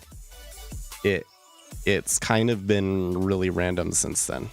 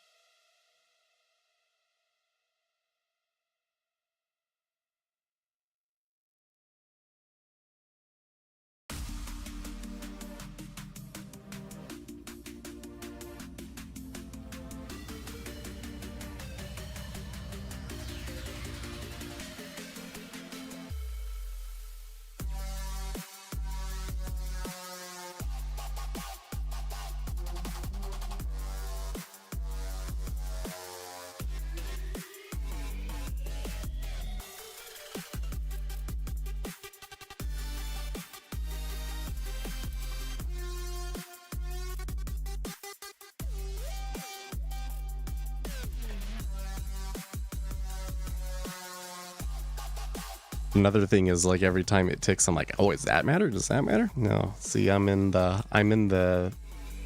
tilted is what I am. Tilted is probably the wrong word, but like what happened was I had a trade that had some good things about it, and I didn't really get the like that feeling of fulfillment. Excuse me, that feeling of like reward from it, right? And so you can see me fighting with myself over it and trying to get something from it, you know.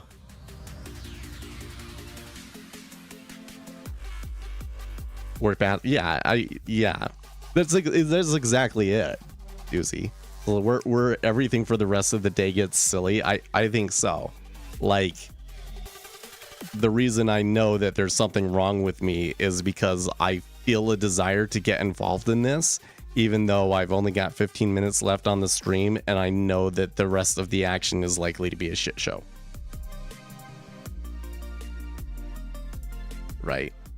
So why is that? It's got to be because I only ended up taking 5 ticks out of that trade.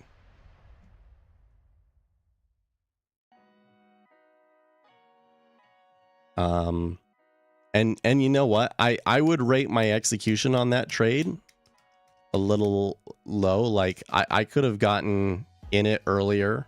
I could have gotten out of it earlier, and I probably could have made $20 more off of that. So probably could have been a $25-$30 trade. But at the end of the day, I don't know if it was actually that great of a flow anyways, right? I didn't, even though there was some opportunity in it, it wasn't on the things that I was looking for. So it's not like I was the informed trader, right? Like if I had made that much, it would have been because of noise, not from being informed, even though there was information in there and I was playing on it, right? But it was just like the information that I did have did not end up giving me as much as I wanted, right? And then I still come back to this and look at it and go like, well, you know, if I had really hung on to it, there's a good chance that I'd still be getting the same outcome. Yeah, we know that there's always another opportunity. That's true. That's true. See, I've got to figure out a ways to deal with the, like, my body wants the dopamine hit though, you know? And when you don't get the dopamine hit, analysis suffers. The you know, I'm not as entertaining on the stream. It's all these problems, right? I guess it's just, I've been doing so well lately, and we had the market move a little bit, and I wanted to get another really good one in there, and I didn't. I'm a little worried that that there might not be many opportunities next week. I take that back. Next week is likely to be a weird week, though. You mentioned flow reports. What are those? Well, so let me come back here and I'll show you the exact story that I'm talking about. So the best source of information that I've found for this stuff is Zero Hedge. Actually, I probably should pay for the like $100 a month one, let's see here. It's gonna be way further back, isn't it? There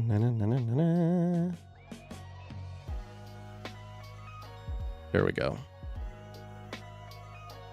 So this was a premium article from Zero Hedge where they summarized some comments from a couple of the desks, the big desks out there. This is how Goldman trader Michael Nocerino explained it in his post-bell note. While no official verdict on the debt ceiling has been reached and regional banks are not out of the woods yet, incrementally positive headlines drove an outside move to the upside today. Early on, Wall reported that deposits had grown by more than $2 billion since the end of the quarter, which helped lift regional bank peers higher. Also hitting the tape this morning was a report from Political, citing that Joe Biden and Kevin McCarthy said the two sides remain far apart, but agreed on a new system for staff-level negotiations, followed by the president announcing a Sunday press conference on the matter, and McCarthy claiming that getting a deal done by the end of the week was doable. Combination of regional banking boost in sentiment and renewed faith in debt negotiations made for a steady chug higher all session. This is clearly a function of the long cyclicals trading climbing the wall of worry in that regional banks. Airlines also rallying on back of consumer backdrop, blah, blah, blah, blah, blah, blah, blah. So it wasn't the imminent debt ceiling deal, then what caused the melt up? For the latest, we go to Goldman Prime data, which confirms that today's price action was nothing more than a massive pain trade for the current hedge fund setup, with consensus trades reversing as the halted cyclicals roared higher while hedge fund darling defensives struggled. Right? And then we get to JP Morgan. As a client earlier said to me, it all blends together at this point. I couldn't agree more. Working order flow remains largely passive and high frequency driven. We're not seeing material long only flows and haven't most of this week. This still feels risk off. Frustration is everywhere, and picking spots in singles has become an impossible game to win. As such, a whopping percentage of my order flow is passive and over the day. Makes complete sense, but the hours drag as a result. We aren't seeing any significant flows in the spaces where we're fielding the most questions, i.e. China, ADRs, high shorts, and financials. Do you have a site that shows the daily short interest? Not daily. Or are we talking about in a specific stock? Because I think that data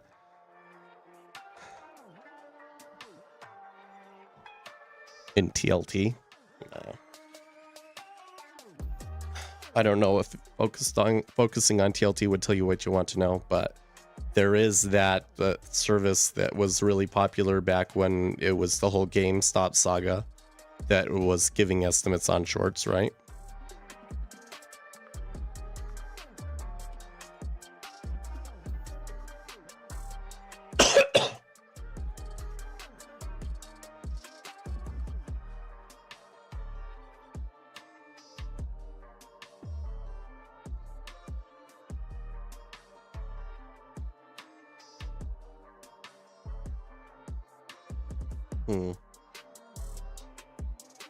But I don't know, like the thing remains that like this market is kind of like not seeing a participation from a lot of different places. And a lot of the flow that we saw yesterday was like short covering and stuff like that. So, you know, like my takeaway from that is that we really like the big macroeconomic questions that we kind of have, where it's like, aren't we supposed to have a recession later this year? Like, how can the data be this good if, and everybody's still sentiment is still very low and all of these sorts of things? Like, none of that has resolved itself.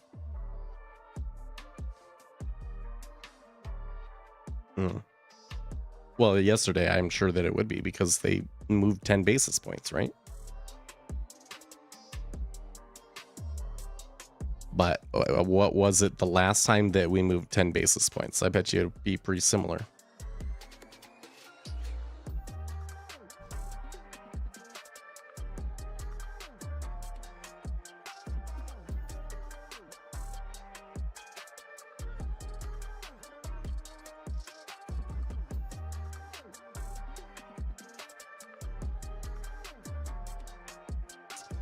By the way, another thing that we should note is that the Japanese yen has kind of been trending down this whole time. The dollar has been trending up this whole time, despite the treasuries balancing around 03. So the treasuries are actually being more difficult than usual compared to everything else. You know, like, of course the yen can be frustrating, but for it to be sitting pat while all of these other things are still moving makes it just that much worse, right?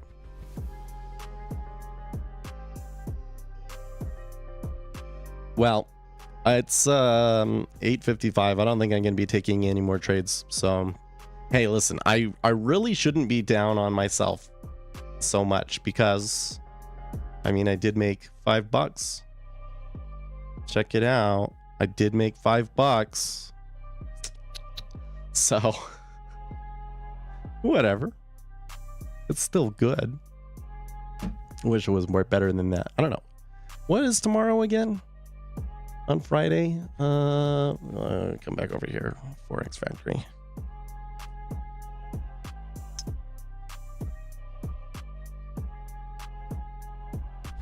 Core retail sales. Canadian retail sales.